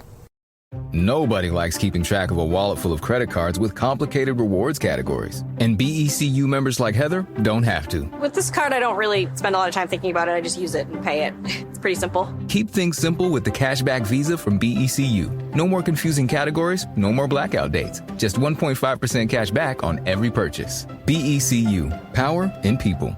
Member compensated for participation. Cash advances and cash-like transactions do not qualify as purchases. Contact BECU at 800-233-2328 for current product and rate information. Welcome to the CPAP Games live from the Hayes bedroom. It's another eventful night, Bruce. It sure is, Ron. Steve has been struggling with his CPAP. His wife, Michelle, is trying to contain her rage. Michelle throws an elbow. She's leaving for the couch. Steve should get Inspire. Absolutely, Bruce. Inspire is a sleep apnea treatment that gives you comfortable, restful sleep with the click of a remote. There's no mask and no hose. Just sleep. Learn more at InspireSleep.com. Inspire is not for everyone. Talk to your doctor to see if it's right for you and review important safety information at InspireSleep.com. Hey, this is BJ. Thanks for listening to our show's podcast. If you're a fan of all things geeky, you should check out my other podcast, BJ Shea's Geek Nation. We have new episodes every day, and you can check it out at bjgeeknation.com. Your driver's license is important so you can get back and forth to work, get your kids to school, and back and forth to daycare. If your license has been suspended because you can't pay your tickets, you can't do any of those things. Let's talk about Chapter 13 bankruptcy. You may have heard that tickets cannot be discharged, but they can be dealt with in a Chapter 13 case. Why not come in for a free consultation? The chapter you choose will make all the difference to your getting back legally on the road. Let's design a plan to pay off your tickets and restore your license immediately. I'm attorney Travis Gagne. Please contact me today at choosetherightchapter.com. That's choosetherightchapter.com. 99.9 KISW, The Rock of Seattle. Britney Spears. Hey, you know her. No idea. Yeah, I see her post nudies on Instagram all the time now. Oh, my goodness, yes. I have to tell you something. I find this so hard to believe. This is why this story is so great, because apparently Britney Spears walked into a bar, and this is why she's in the news. This is why it's a big story, because walking into a bar, This is something she has never done in her life. She's never walked into a bar, and she's 40 years old. I thought you were doing a joke like a priest or rabbi and Britney Spears walk into a bar. I think I would have to be like Christina Aguilera or Britney Spears and, I don't know, Tiffany walk into a bar? Tiffany. I couldn't think of another pop star. Could have gone with Madonna, at least the three of them kissed. Shakira. Yeah. Oh, wow, Shakira. Yeah, that would have worked, too. Avril Lavigne. Do you believe that? I don't believe that's the first time she walked into a bar. You know what? I believe that she doesn't remember walking into a bar. Okay, fair enough. I mean, I could be wrong, but I feel like she's dabbled maybe and maybe didn't ended up in a bar and maybe doesn't remember. I don't know. Yeah. But for all we know, maybe she hasn't because she's lived such a weird, sheltered life with that whole conservatorship thing that was going on. Yeah, that kind of locked her down for a while. Yeah, maybe so. She posted a video of herself and her assistant having drinks and said, quote, "This is my first time at a bar. First time. I feel so fancy and I feel so sophisticated." And then you see some of her posts on Instagram and you're like, not fancy, not sophisticated. Who needs OnlyFans when you got Britney Spears Instagram? Oh, my goodness. Yeah. I really want to see a show with Britney Spears and Lindsay Lohan. Who's with me? I just want to see them just follow her around. No. Follow both of them around. Be like a good buddy show. I'll just stick to the Instagram posts. I see the Instagram posts and I feel slightly uncomfortable and then I have to just keep moving on. But I haven't unfollowed her like Russell Wilson, but they both equally make me feel weird. Yeah. Yeah, she captioned the video. So glad they took my rights away for 13 years to have a cocktail. I'm so grateful, y'all. See, that's the thing. She's on this like a tour of doing things that she was never able to do because she was being held back because of like her dad and the people. So I think there's a lot of stuff that like happens. That's why I'm like, I goof, but like do whatever you want on your Instagram if this is like making you feel better and like feeling free from whatever crap that you had to deal with. But like every so often you're just scrolling. I'm like, younger version of me never thought that I'd be seeing this much of Britney Spears. Yeah. Well, and it's always like an awkward picture too. Yeah, it sure is. Yeah. I hope she's okay. That's all I hope for. I hope she's okay from a mental health perspective because I question that just because of the things that she says. Not so much she's posting pictures, but just that she seems really bitter and she's probably still dealing with it. Yeah. Yeah, that's why this is pretty fresh. Well, I think it messed her up. I mean, what she went through messed her up so much that at that point, I hope she's doing a lot of. And look, child stars, man. I mean, child stars. You've got to at some point go look. Well, she's been a performer since she was a little kid, and Hollywood Mickey Mouse Club, if I remember correctly. Yeah, Hollywood has the music industry, especially when you get to be as big as she is, and Hollywood, they're not kind to children. They don't take into account what a kid needs to grow up. They don't care. So I do have some empathy for Britney because, a lot of this, she's just like, I'm a kid and you're telling me I should do this? Okay. This is the life I should have. Okay, I'm a kid. I don't know any better. So, I do hope that she's okay because I think some adults surely have a lot of splaining to do when it comes to that. Splaining to do. Yeah, they do. That's right, Lucy. I'm trying to think if there's any place I've ever, like, that I've always wanted to go to, like, not a bar. Obviously, I've been to a bar, but, like, has there been a spot that I've never been to that I still want to? Someplace you've never been. Now, would it be a shock that you haven't been there, do you think? Or just yourself? In my head, I'm like, I've always wanted to go to like a NASCAR event. That doesn't shock me that you haven't been there.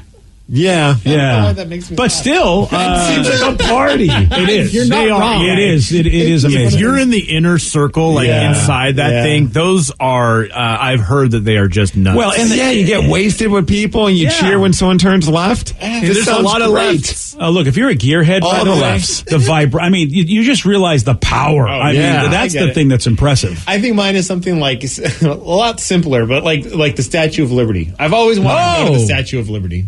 I walked the stairs of the Statue of Liberty once. Why? Wow. I don't know. It was just the thing we did as kids. Like they took us there on like a field trip, and my mom was there too. It was like one of the chaperones or like the supervisors, and we walked the steps. Yeah. See, it shocks me that you want to do that. I don't remember why though, Rev. Maybe they were trying to kill us. I think. Just to wear out the kids. That's a great idea. What I was going to say. Okay, you got to get them tired for that ride back. You don't want to deal with them. Vicky's got a little toddler brother. She knows exactly the strategy. It's like, okay, we're going to just run laps, kid. I'll watch you. Okay, I'm going to time you. Go. No joke. Like Tatum right now is big into like just running around the house, like just nonstop in a circle. Yeah. And I'm all for it. I'm keep doing it. Let's go. It's like, get her on the treadmill. Just go. It's nap time for both of us soon. Let's get this done. But then she'll be like, Daddy, go. And I'm like, oh boy, now I'm stuck into this. Yeah. Daddy, no. Daddy wants to watch. Daddy's knees don't work anymore, okay? The trick is Daddy is going to film. Okay, you go. I got you. Ooh. Daddy will sit here and film. It's a good trick. Oh, it's awesome. All right, so I have to say, the idea of like, what do you want to do that you haven't done yet? Both of you have shocked me. I would never think Steve would want to go to a NASCAR event. And Danny, I didn't have it. I didn't think you'd ever want to, like, nothing you've ever said in your life has made me think Danny wants to go see the Statue of Liberty. Well, and it's something that you should at least see in person. We went to New York last Thanksgiving, but we didn't do the Statue of Liberty. And I just saw it in movies when I was a kid, and we never went to the East Coast. So it was one of those things that it was like, I wanted to go to the Statue of Liberty. Doesn't the Alki Beach Statue of Liberty doesn't count? Smaller from I feel like it's actually pretty much the same size. You don't know how big the one in New York is. You've never been there. That's true. I can't walk the stairs, though. Yeah. So. I've seen the Statue of Liberty. I tried climbing it, and it did not go well. I've seen it, like, I've looked across the water, and there it is. You've been, like, on a boat or something along those lines. That's as close as I've gotten to it. To actually be on Ellis Island's pretty cool. Yeah, I haven't done that. There's something about 80s movies and 90s movies showing New York, especially around Christmas time, that's just super special. That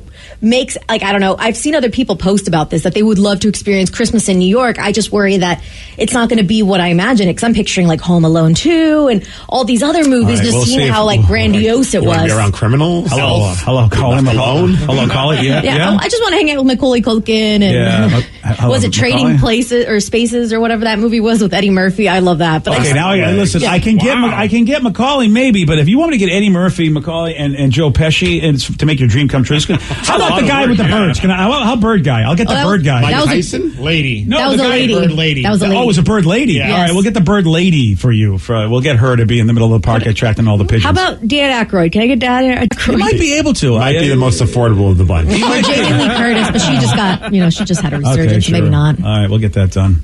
Yeah, so that doesn't surprise me, Vicky. I think that, you know what, you love going to iconic places from movies, and so that it doesn't surprise me that you want to do that. So I didn't think Steve said NASCAR. I swear he said ass bar.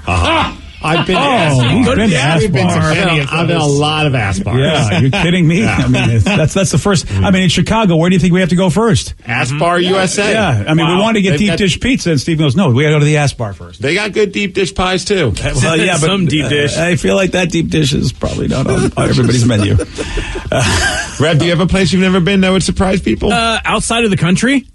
Oh, just even Canada? Like, I have never been to Canada. You've never been to Canada? No, why would I want to go there? That's a shocker. I was broke as a kid, man. I didn't go up to Seattle because it was too expensive. It's free to go to Canada. Yeah, what do you got to pay? What do you got to pay? Gas, like travel, lodging. All right, I mean, up until recently, gas has not been the issue. Gas has always been the issue when you're broke. That's true. All right, well, it's a drive.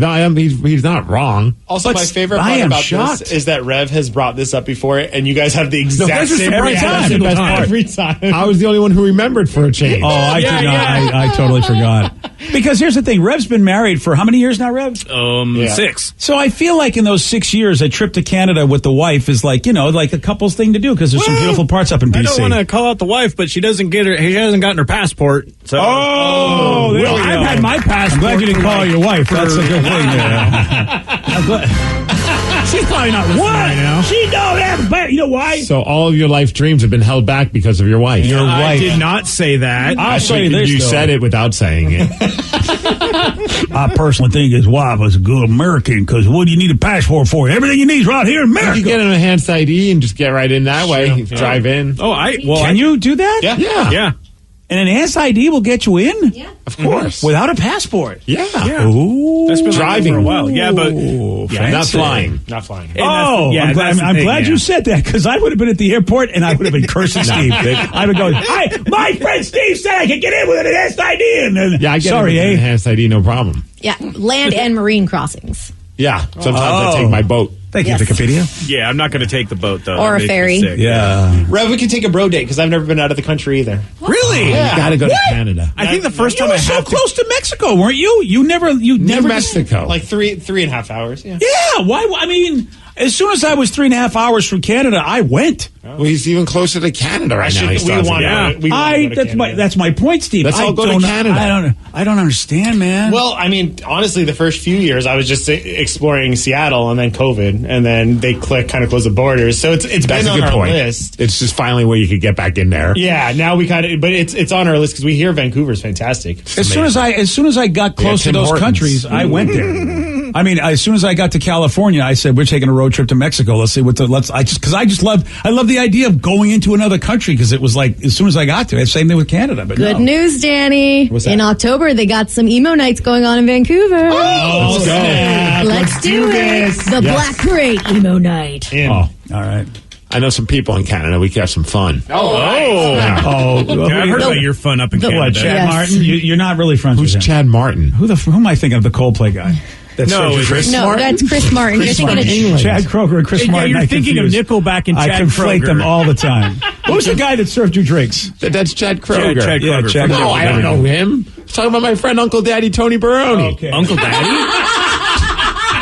Wait, what? Okay, that's a great friend. My buddy Daniel Adonis. We got it all going on. I mean, I have to say, Uncle Daddy Tony Baroni. My friend I don't Cat care. Power, she's got us taken care of too. Are these wrestlers or strippers? Both. Wrestlers. right. Wrestlers. You don't know, you haven't had fun until you hung out with Uncle Daddy Tony Baroni. Yeah, he said, look, the name itself right there makes me want to go. agree with that. Yeah. Hey, Chad Kroger. Yeah, sorry, buddy. I don't know who you are, and I got to go hang out with Uncle Daddy anyway. The funny part is if you find that picture of me with Chad Kroger, in the picture is Tony Baroni. There we go. Uncle Daddy. You just don't go to Canada without saying what's up to Tony Baroni. Well, I just wasn't sure if you were going to be like I am with Simon Pegg and go, oh yeah, I take you to my friend Chad. He bought me drinks with. Well, I would do it if I were there. I don't know him. I don't know him. I do love that you confuse the two most hateable bands. I do it every time. Yeah, for different reasons. But Coldplay seems to be the band everyone loves to hate, as does Nickelback. And There's Tony Baroni right there on the left, BJ. There he is. Hey, look at Tony. You know what? Let's go hang with Tony. I'm down. He's the best. That's what got you to Canada? None of the sites? No, it's Tony Baroni got me to Canada. Hey. It's one of the wise men. Okay, I don't know what that means. All right, wrestling faction, BJ. Is that? Oh, yeah. Okay, thanks. Yeah, that Suede. That clears it up. Yeah. All right, it is time for an argument. So here we go. You ready? Yeah. Yes. What do you think is the top-selling record of all time? I guess you really can't argue about it because they're going to have numbers in front of us. But we can still argue. We're going to probably argue why is that the top-selling record of all time? We'll talk about this at 8:17 on The Rock. BJ and Migs, mornings on The Rock, 99.9 KISW. Wendy's home-style French toast sticks are so delicious, some are saying that they're better than their mom's breakfast. Excuse me, did you just say Wendy's French toast sticks are better than my breakfast? Mom, is that you? Answer the question. I said some people are saying that because they're so crispy on the outside and fluffy on the inside and perfect in every way. Uh-huh. And what do you think? I think it's time to tell people to choose wisely. Choose Wendy's sweet and crispy home-style French toast sticks. That's still not an answer. At participating U.S. Wendy's during breakfast hours. 99.9 KISW, The Rock of Seattle. Now, I don't know if you know what diamond means in the world of music. Diamond, is that 10 million? 10 million copies. When you reach the diamond certification, because you've got gold, you've got platinum, but diamond, man, I mean, woo! I'm hoping I'm wrong for the sake of art and for musicians out there. I don't know if we'll ever have a current artist that could go diamond. Yeah. Just because of streaming and all that, obviously things will be factored in and looked at differently because, gone are the days of the only way you can get music is by purchasing the album or the single. Yeah, unless they find a way to equate that to, like you said, downloads, Spotify kind of situations, you're right, because I'm looking at this entire list, and they're all, pretty old. There's nothing current in here that would qualify as diamond, and you've got to think that, man, some of the current pop stars could have hit that if you had to buy their stuff. Yeah, I'm trying to think of who the biggest pop stars are now. I think Billie Eilish could have easily, or Taylor Adele. Swift. Yeah, sure. Tay-Tay. Yeah. Has she sold 10 million copies of a record? I mean, Collective Soul probably, right? Right there with Chumbawamba. Yeah. Sure. Wow, how dare you put those two words together? Yeah, dude, that's disrespectful to Chumbawamba. 127 albums. You're such a... God, I almost said a bad word. 127 albums have reached diamond certification, which I am, I guess it makes sense. I didn't realize 127 albums have gone to that point, 10 million copies, but only 30 have reached the 15 million plateau, which they should come up with a name for that. Diamond Plus. You know what? Not wrong. If you want a streaming service based on all these guys, sure, let's call it Diamond Plus. That seems to be the popular way to do things. I know Nirvana's Nevermind has sold 10 million copies because I remember like the excitement that was when it was put out, like that. Oh, this just sold 10 million copies, which is just crazy to think when you look back of the history of that album and they pressed like 100,000 copies, thinking that was even a little ambitious. Yeah, they did not crack the top 10 because they did, like you said, 10 million, which is impressive. The number one album that sold was almost like basically 4 times a diamond, and it sold 38 million copies. And it's pretty amazing, and it's a band you guys hate that I love. Collective Soul did not make this list. There's no way they sold 38 million.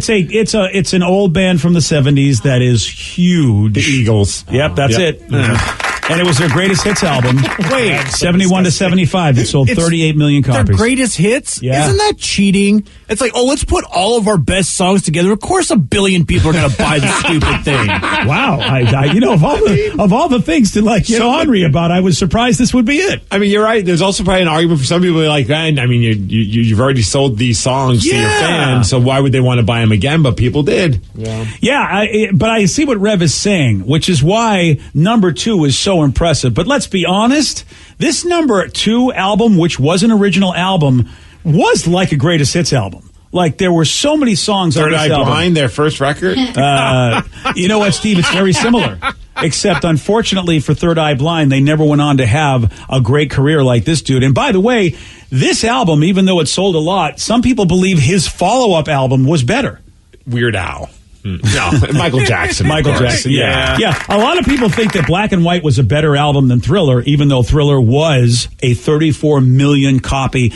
Dude, that's when my radio career started. I started at a top 40 pop station when Thriller was released. So to think that I was able to be the guy playing the music, which would be one of the most successful original albums to ever be made. Well, actually, the most successful original album ever to be made based on sales.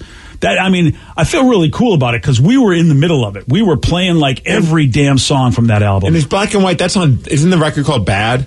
Yeah, the one that Black and White's on. You're right. Yeah. Okay. Yes. Yeah. I was just trying to remember. I mean, I'm not willing to argue over Michael Jackson. I've never been a big fan. I mean, his best song is about a rat, Ben, in my opinion. But his best song is about a rat. That's always going to be. I always thought Thriller was the better album, but people argue with me and go, Bad's a better album. See, I always thought I liked Off the Wall, like his first record. That was before Thriller. Yeah. And that had Rock With You on there. I wanna rock as a correction, Black or White was on Dangerous, not on Bad. That's right. Dangerous was the early 90s one. Yeah. I had that cassette tape. It was fantastic. Did you? Yeah, I remember the video. It was cool. Just for that song, actually. Remember the time. Yeah. So that's the one with. So Dangerous is the one that they think is the better album because it had Black and White on. That's what I was in my brain remembers. Whatever album had Black and White, people always tells me they feel it. Why are we doing this? I feel like Bad's better than Dangerous. But I'm looking at some of the hits. The Way You Make Me Feel, Man in the Mirror, Bad. Yeah. That's fair. But my brain, since I lived it. I just felt like there was nothing bigger than Thriller. That album had so much on there, and yet some people will tell you, well, no. 34 million copies. Want to be starting something, beat it. Uh-oh. Hey, Rev, I just got a call from the Eagles. What? And they're like, okay, Rev, you want an original album that sold a lot? Fine, here you go. Number 3, Hotel California at 26 million copies. Can you imagine that the Eagles, number 1 and number 3? That's insane. It is, especially since it's the worst song they ever did. You guys, they have over 50 million copies sold with just those 2 records. That's amazing. I can't even tell you how huge they were. I don't even know what to equate it to because they're so rich. Yeah. And dude, they were the soundtrack of that whole generation. Like all of the, if you will, all of the country rock. Well, wait. It was, you know what we're calling yacht rock right now? Boring. Eagles could definitely be. Why do I talk to you? That's a good question. I mean, the Eagles were the king of sort of like crossover country rock, and now what we're calling yacht rock. They were the best of that genre. And I mean, and again, I lived it, bitches. Congratulations. They had so much money. Yeah. I mean, it's just got to be insane. The amount of records you sell, that's just nuts. I couldn't even fathom that. Yeah. Someone's like, hey, where's Bruiser Brody on this list? I think we're negative 90,000. Oh, yeah. Yeah. All right, you're going to be I don't think we broke even yet. All right, finally, something we can be proud of. Number 4 is something that every self-respecting rockaholic can be proud of. This band sold 25 million copies of this album, which was an album that showed you can come back from a major adversity. Hysteria from Def Leppard. Ooh, that's a great guess. good call, but no, because this band even was bigger than Def Leppard. And much more iconic. Clue, you wouldn't think they would be able to come back from losing their lead singer. But they did. Yeah, that is a bigger deal than losing an arm. Yeah. AC/DC. That's it. Back in Black. Yes, it sold 25 million copies. And again, this is with a dude that was singing for vacuum cleaner commercials, and they pulled him out of the vacuum cleaner commercial and said, hey, man, would you sing in our band? And what a great statement. First song off the get-go of that record is Back in Black. When you first hear Brian Johnson's voice, you're like, this does not sound like Bon Scott at all, but this kicks ass. Yes. It is a hell of a success story all the way around. And 25 million copies they sold. I joke, but I mean, when you really think about Def Leppard, I know they're not on the top 10, but Hysteria sold a lot of copies of records. But remember when that car accident happened and Rick Allen, I think it was, lost his arm. Yeah. And you're thinking, they got to get a new drummer. Like, I remember being a kid being like, they got to get a new drummer. This sucks. I loved him as a drummer, and I'm like, this is awful. What terrible news. And then you find out, like, MTV News says they're coming back, and Rick Allen's figuring out how to play the drums with it by using his feet more. And I'm like, that doesn't seem possible. The technology's not there. And they figured it out. The technology was there and put out a bigger album when he lost his arm. It's funny you say that because like I didn't grow up with Def Leppard at all. So when I think the first time I went to go see them was in Albuquerque when they played with, I'm not even going to remember who they played with, but I was like, wait, he doesn't have an arm. Right. Like, I was watching them play, and so I look up the story, and I'm like, oh my gosh, I have so much more respect for these guys right now. To be able to relearn, and also, like, you already do use both of your feet. Granted, your left foot doesn't get used as much as your right when you're playing the drum, unless you're like a double bass wizard, but like, he's figuring it out how to like play many parts of those drum parts with feet that you usually would use your left arm for. It's insane. Crazy. Yeah, that is, I mean, the coordination involved, my brain can't figure it out. I can't figure it out. And he's like, damn, no, you're not getting a new drummer. I'm going to play with my feet. And they're probably like, let's give him a chance. And so you could argue, he nails it. You could argue that, of course, late 70s, 80s staple of rock would be AC/DC. And let's talk about late 60s, 70s staple of rock. It was your number 5 selling album, 24 million copies. And it's from a band that was the iconic band of the late 60s and definitely all the 70s. You think of one band that's No, they were late 60s. Yeah, that's the thing. 60s. I mean, they're considered one of the greats in 70s rock and roll. And look, we from time to time will still play them too. We play them on the show, and they're one of the oldest bands we play. Yeah, Led Zeppelin. There we go. Super late 60s. Steve is, by the way, Steve is crushing it, Danny, in this competition. You need to step up. I didn't know we were playing a game. Oh, yeah. That's why I'm throwing out clues. We were just talking like humans. Yeah, serious. I'm throwing clues out here, and Steve, you're winning. Yeah, but I'm almost willing to argue, though, the late 60s is a weird hint. Because, I mean, they formed in the late 60s, but really, did they get their success until the 70s? When was their first album out? You may be right, Steve. I thought their first album was in the Led Zeppelin was late 60s, but you could be right. My brain may be messing up. When did Led Zeppelin 1 come out? I don't remember. That's Vicky's going to find out. 1969. Nice. Okay, all right. So you know what? It's mostly 70s. Yeah, it's mostly 70s. I mean, I don't think they really did any kind of a dent in the 60s. Yeah, I mean, technically, it's still the late 60s, but I'll give it to you. You said 60s, and I was just thinking the Beatles. Yeah. Well, the Beatles are number 6 at 24 million copies. Now Danny's winning. Boom! Yeah. I didn't know we were playing. Good job, Danny. You came back. Good for you. I got one. Yeah. Which is, when you think about, again, I mean, this is what's so amazing. The idea of the amount of copies that are sold, because this isn't about how much money is made, it's copies, single copies sold. Well, the beauty is with cassettes and 8-tracks back in those days, they would wear out after a while, so you'd have to buy them again. I mean, I own like 3 or 4 different versions of Nirvana's Nevermind. That's a good point. Or you just wear that cassette out. Yeah, because the Beatles, which I think the album was called The Beatles, and I'm not sure if that's their first album or another album. I don't know. But Also, Led Zeppelin 4, by the way, was the one that was the 24 million copy seller. Also, think about vinyl. I mean, you're scratching that vinyl, you got to buy new vinyl. Wiki. Yeah, now it's like, oh, my data's not working very well. It's time for me not to buy a new version of the record. So, sounds so upset about it. Yeah, geez, what's going on? You don't have to spend more money. Now they give me a That's a good point. Okay, Danny, I want to waste my money on a band and get the same record multiple times, Rev. Yeah. Well, All right. fine, you do you. I'm going to give you a hint on number 7, Danny. Okay. Okay, and it involves a very powerful moment in Steve's life.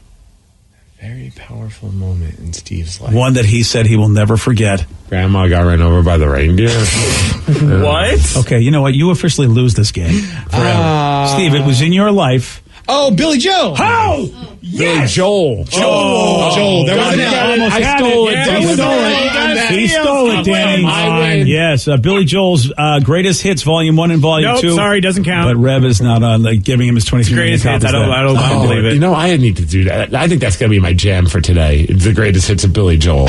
Really? You've just put down the Eagles and you're going to go listen to Billy Joel? 100%. Oh, no way. Billy Joel is way freaking cooler. No effing way. I will fight to the death. Look, I'm not going to take You it away want to from Billy fight? Joel. I'll fight. Oh, yeah, I will choose your fight to the champion. death. Billy Joel is Piano Man is better than anything that the Eagles have ever written. No. gotta Piano stop. Man is Hotel California for Billy Joel. Oh, What about boy. Uptown? Literal worst All right, song What I've about ever Uptown heard. Girl? Yeah, Uptown Girl. no. Uptown Girl. I will tell you right now. Take it easy, kicks. I was running down a road trying to loosen my load. That kicks We Uptown Girl's didn't ass. start the fire. Oh, yeah. We gotta sing. Wow. Oh, well, now that you play it that way, you're right. That's a great song. Come on. I love Billy you Joel just in the the studio. way you are. No, the Eagles destroy. Not a chance. Look, Not a chance. And look, Not even in the same category. Billy Joel, yeah, you're right. One's good and one's Billy Joel. One's poop and the other's Billy Joel. All right, well, you know what? New York State of Mind. Oh, please. Look, Billy Joel is good. I mean, be a big shot. Oh, my God. No. Eagles wreck Billy Joel. I'm sorry. Living here in Allentown. Yeah, okay. You can stay in Allentown. Why don't you Pennsylvania, I think? Why don't you get violated in Allentown? That's all I'm going to say. Damn, yeah, you are. USSR. That's the Beatles. What is wrong with you? He covered it. He covered it, and probably badly. Okay. I'm sorry, but that's one song you shouldn't cover because that's a great Beatles song. Back in the USSR, nobody should cover that. I think he covered it. I hope he did. All right. Okay. Number 9. The Eagles suck. Oh, I'm so sorry, but you are high. Look, I can't. I usually agree with Steve, but the Eagles, hands down, Billy Joel is hot trash from Sam and Renton. Sam, I was going to wish you a happy birthday later, and now I'm not. Unhappy birthday. Unhappy birthday. I joke around. 26 terrible years. Listen, I know I don't know stuff, and I joke around about Collective Soul and Avril Lavigne, but when it comes to the Eagles versus Billy Joel, you are high. I mean, and I wish we could get Hair Club on the phone because he's also a musicologist. I'm not answering his. That one. Yeah, but I'm just saying, I think Hair Club might even back me up on this one. I don't think you would.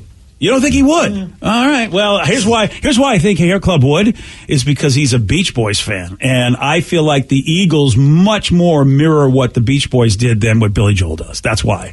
And there you go. I'm standing behind that. I have nothing to say to you about this. Okay, how about this? It's over. To my stomach. It's Number a different 8. Sam that it's his birthday, so I feel better about it. I'm going to say this. Number 8 on this list of, again, we're talking about diamond sellers. That's when you sell over 10 million, and these bands have sold at least 20 million. This is a band from the 70s. Very popular band. We also still play them here on The Rock on our show.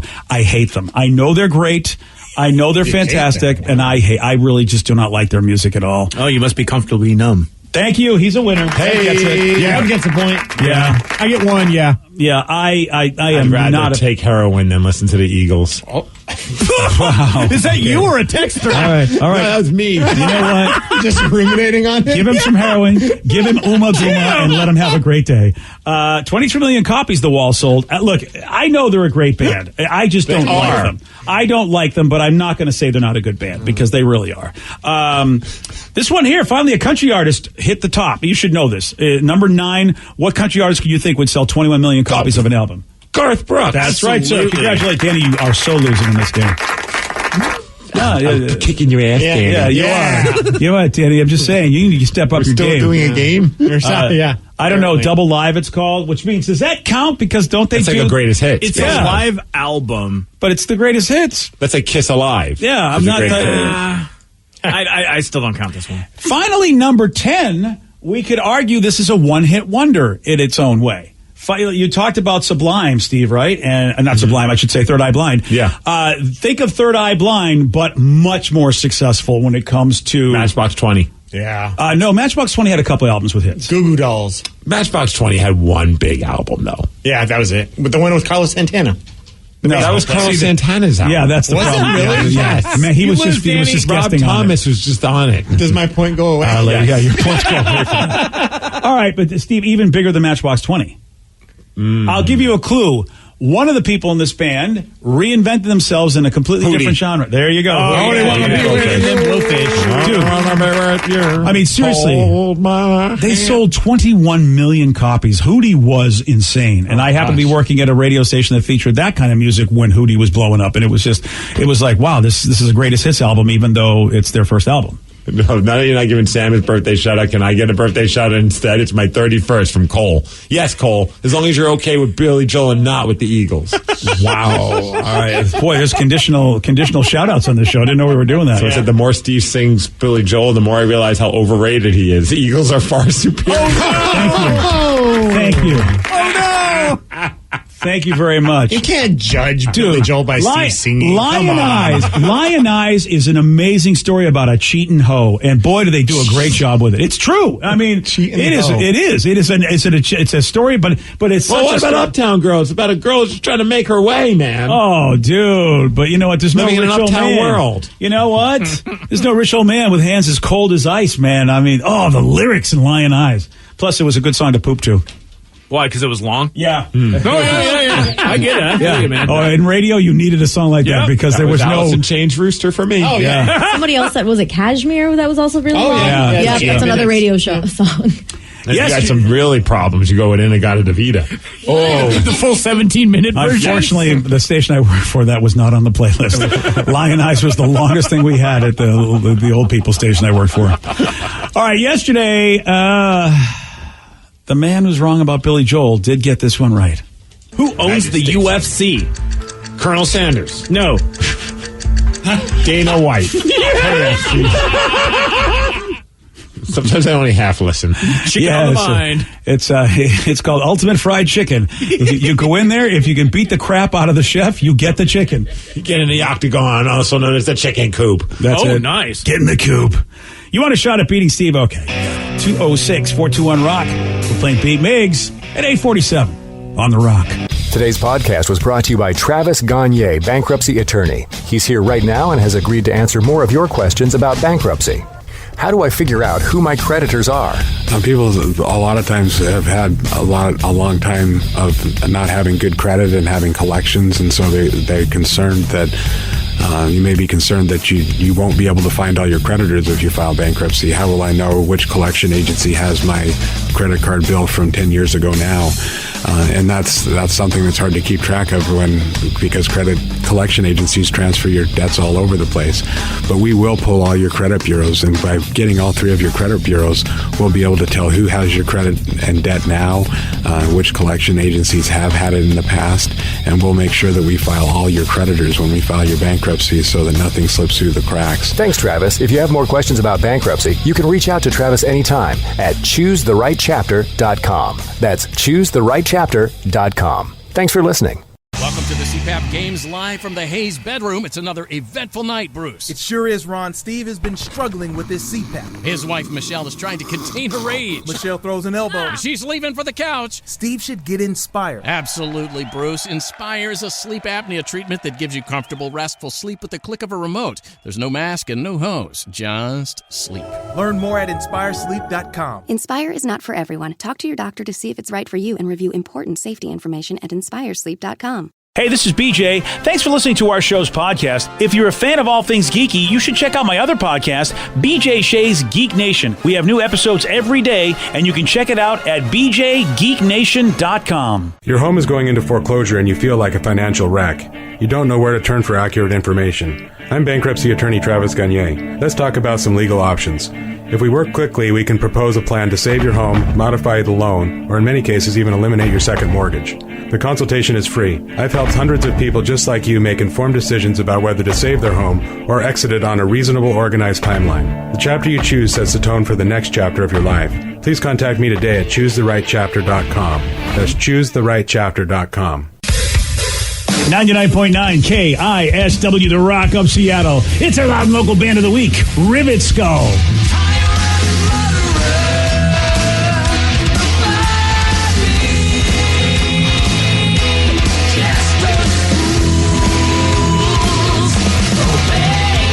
Our loud and local band of the week, Rivet Skull. You want to find out how to get their music? Steve's going to let you know. A couple years ago, they put out a record called Trail of Souls. Check that out. Nice heavy, good old heavy metal here in the Pacific Northwest, BJ.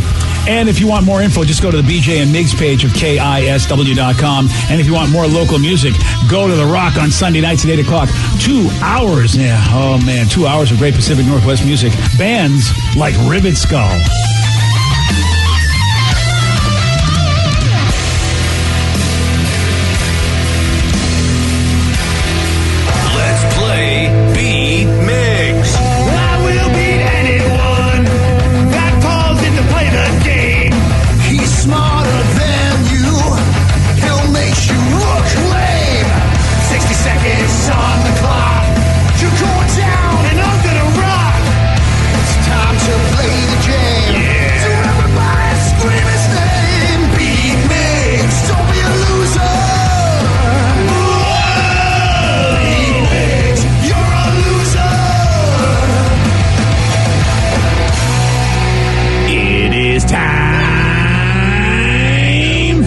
B-Migs, and we've made it. It's Friday.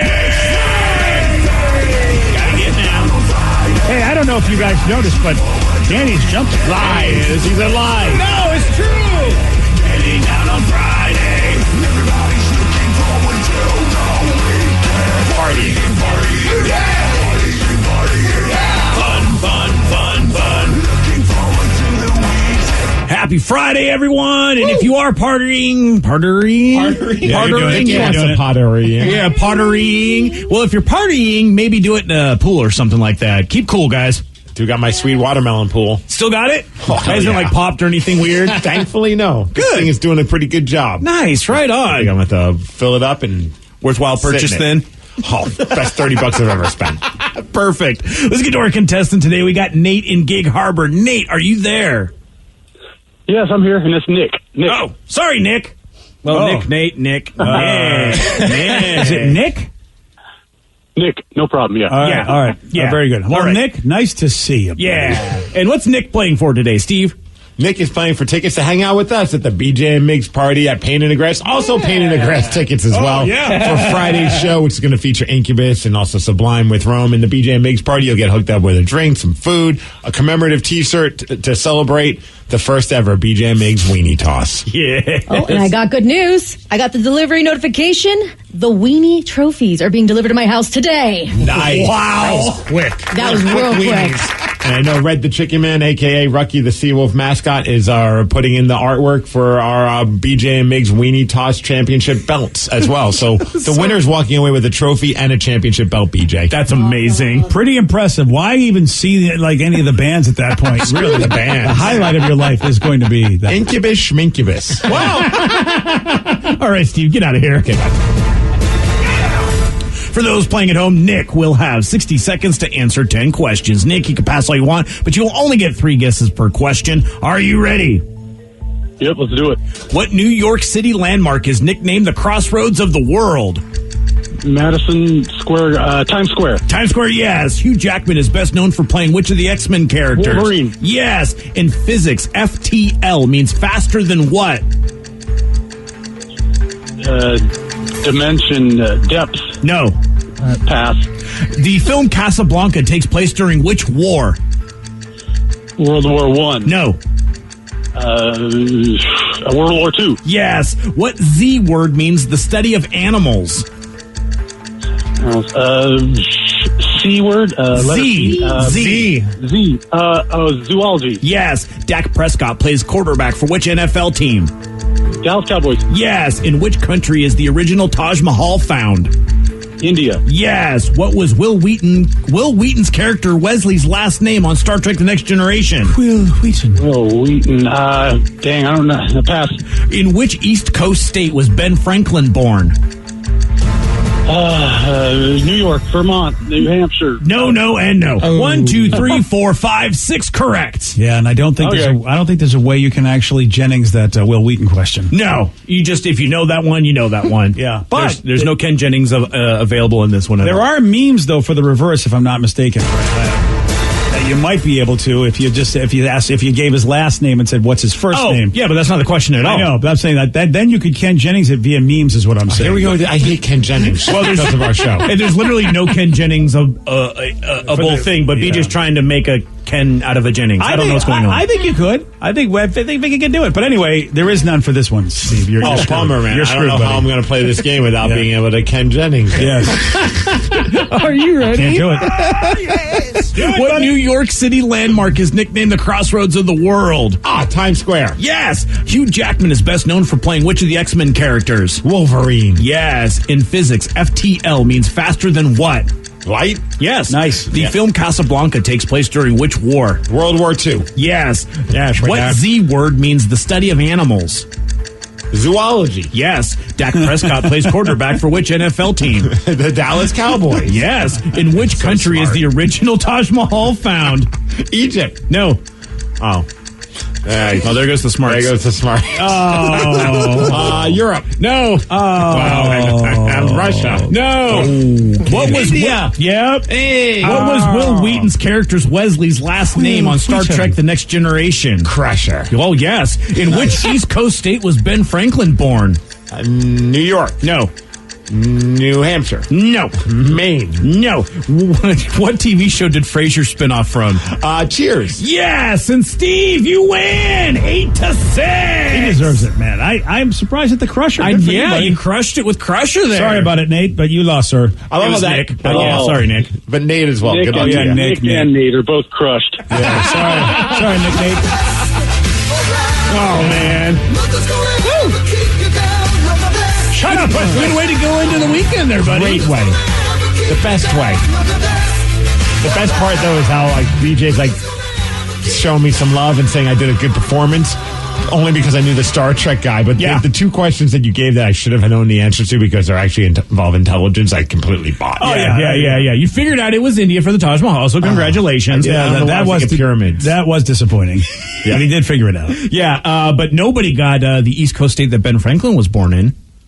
Massachusetts. There you go. Was he born in Massachusetts? He Benny was. Frank? Yes, he was. Wow, you should have known that. Yeah, Smarty Pants. I totally Ken Jennings did. Yeah. You know, make all the fun you want, but Ken Jennings himself is the one that came up with this concept, and he is kind of a smart guy. I love it. Well, congratulations on your win. You got 8 correct, and we need caller 8 now. Ben Franklin was born in Mass. You'd think we would own that guy by knowing that, but I totally did not know that. Okay. At least I forgot anyway. Caller number what? 8. All right, caller 8, 206-421-ROCK if you want to get those tickets to see Pain in the Grass and also see us throw weenies. Yep. Weenies. That's how it is. First ever. That's it. All right, it is time, Steve. It is time for people to voice their mind. Listeners on the loose, you pick the topic, you guide the show at 206-421-ROCK. Text us at 77999. We got your calls, we got your texts. We'll take those at 917 on The Rock. BJ and Migs, mornings on The Rock. 99.9 KISW. 99.9 KISW, the Rock of Seattle. It's Listeners on the Loose, where you pick the topic, you guide the show. 206-421-ROCK. Text us at 77999. What do you want to talk about? Okay, that's fair. But remember to follow Steve's rule. It's a simple rule, BJ. Show some energy and bring it. Otherwise, we're going to have to gong you. And then say goodbye. Goodbye, old friend. 206-421-ROCK. Text us at 77999. Text are coming in. Someone has a text about my favorite artist of all time, Billy Joel. Oh, please. Here we go. Says, hey, guys, I used to be a roadie for Billy Joel. And he's the biggest a-hole you'll ever meet. Nice. Hardest guy in the world to work for and treats everybody like crap. So based on that, Billy Joel, so they're basically crapping on Billy Joel. Well, you know that I lived it. Yeah, you lived him being the biggest a-hole in the world. I was a young child, and he told me to F off at the airport. That's fantastic. Do you think that's just like a New York thing at that point? Oh, I think it has a little bit to do with it. I think there are some people in New York that are very abrasive, but I think no matter where he's from, he probably would have been a douche. There's different ways, because and I love him for it. And I'm wondering, it's funny because Rev has a point. I think, is Ellen originally from New York? Sometimes people, especially now, they look at the way we deal with folks, the East Coasters, and the way we do business. In the world of business, you're just, like, you can be a certain way. Where's Ellen from originally? Louisiana. Yeah. Okay. Well, then we can't say it's regional then, because not for her. People said that she was really hard to... You can. You're the one. Well, I mean, I got here. Your theory. When I got here, I treated everybody the way I always treated everybody like working in the East Coast. But people here in Seattle were like, "Dude, you are a jerk," and I'm like, "Really?" I mean, it was news to me as opposed to So that's why what I wondered about Ellen is like, where's she from? Because if she's not from the East Coast, then she has her own way of being a jerk. Although I do love my when I took my wife, with then girlfriend at the time, back home to visit my family for the first time, and we went around and we went to New York City, we went to the malls in Brooklyn, and we been all around. And finally, like about 2 days into it, she goes, "You make way more sense now." Yeah. And I was like, "What do you mean?" She's like, "You just the vibe of who you are." Yeah, and I get it. I totally. And it was almost like a moment where I think it brought us closer. Yeah. Like that we weren't close, and like obviously we loved each other and all that. But I think it was like that moment where she's like, all right, now I get why you are the way you are. It's like this was the word you were conditioned to be this way. And yet you are the chillest East Coaster that I know. But I remember it was the first time we got on a bus, and we were trying to get on the bus, and we were trying to pull out like whatever, like the card they use, and everyone's going up, and my wife's trying to find it, and the guy's like, "Hey, I think the bus driver went, 'Hey, sweetie, can we speed it up?'" This is the bus driver. Oh, nice. And I was like, and I didn't even think anything of it, and she was just like mortified. But as she's walking by, then he goes, "And Merry Christmas to you." So it was like, he didn't mean it to be a jerk. No. Yeah, it's just languaging. That was just the way that he speaks to everybody. It was out of a movie, Rev. It was just like, "Hey, Merry Christmas to you. Go F yourself." It's amazing. It's like its own language in a sense, like even though it's English and everything, because I have learned this language from both of you, the Bostonian, to the point where I've worked with other Bostonians before when I worked at a restaurant. And this girl's like, "Hey, can you not take my food out?" Like, and it's like, "I don't mean to be a bitch, but I don't want you to take my food out." So I come up to her later. I'm like, "I know you weren't trying to be a bitch, but you're an effing bitch." And she just started cackling. She's like, "Are you from Boston too?" I'm like, "No, I just work with one." Yeah. And it's a language that you don't really realize. I was on my way to a restaurant when I went back to Boston to visit and recently, and I pulled down a one-way road, not knowing it was a one-way road, and there was no sign. So you get down there and you go, wow, and I'm like, okay, all the cars are facing parked a different way. I am going down a one-way road. This woman's jogging, and I got my window down, and she just goes, "What the F is wrong with you?"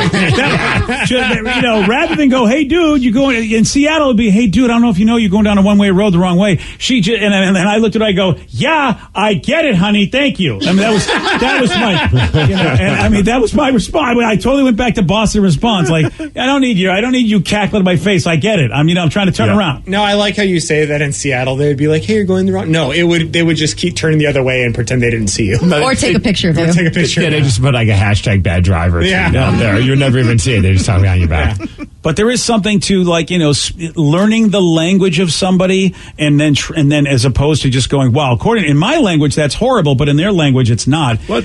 And that's a thing in America. We got so many different cultures in America. And I'm not talking about ethnicity. I'm talking about regional cultures where people are just communicating differently. That's why when I tell someone that's never been in New York, they're like, oh, everyone's a jerk to you. I'm like, no, actually, no. That's Boston that you're thinking about. Okay. I can't argue. Completely different region. It is. Right. I say to everybody that New York is the place where they go, Boston, those folks are rude. Yeah, like people are very abrasive and like there's no sugarcoating. But when you like get past that, it's like the perfect example was that bus thing. It was like that guy did not mean it to be insulting or rude or mean, and in fact wished my wife or then girlfriend a happy birthday at the time, a happy Christmas or Merry Christmas. So it's like he didn't mean it to come off like a jerk, but that's just like the outer exterior. But underneath all that, there's some of the most loving and nice, caring people you'll ever meet are in New York. Yeah, it's not Boston. It's it's funny because Boston, you know how sometimes people think that Seattle has a chip on their shoulder about California a little bit, and you know some people go, Seattle's trying to be like San Francisco. I've heard that a little bit, and you know, when it comes to expensive ways to live, absolutely, yeah, you know, because San Francisco people, you know, they like to think that they're smart and cultured and cosmopolitan, and Seattle definitely likes to think that way about themselves too. But there's also that part of Seattle's like, we also don't want anybody to come here. We just want to let us stay in the woods.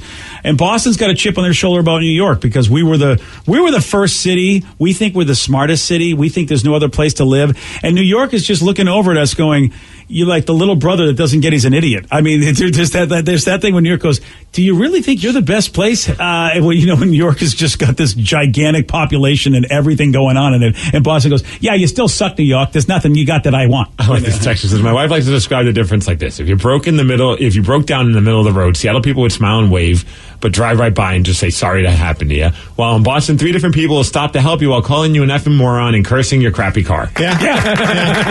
Not right. What the hell? Yeah. I mean, it's true. They will stop and you'll go, thanks for the help, but you'll be berated for not why didn't you know that you're driving a piece of crap? All right, here's a good text. Someone said, hey, is Danny V going to Newfound Glory tonight? If so, is he going to injure himself jumping? Oh, we can only hope. Yes, and probably yes. I'm excited, but no, I've broken a bone at the past 2 Newfound Glory shows I've been to. So tonight I'm really hoping. Did you get seats this time?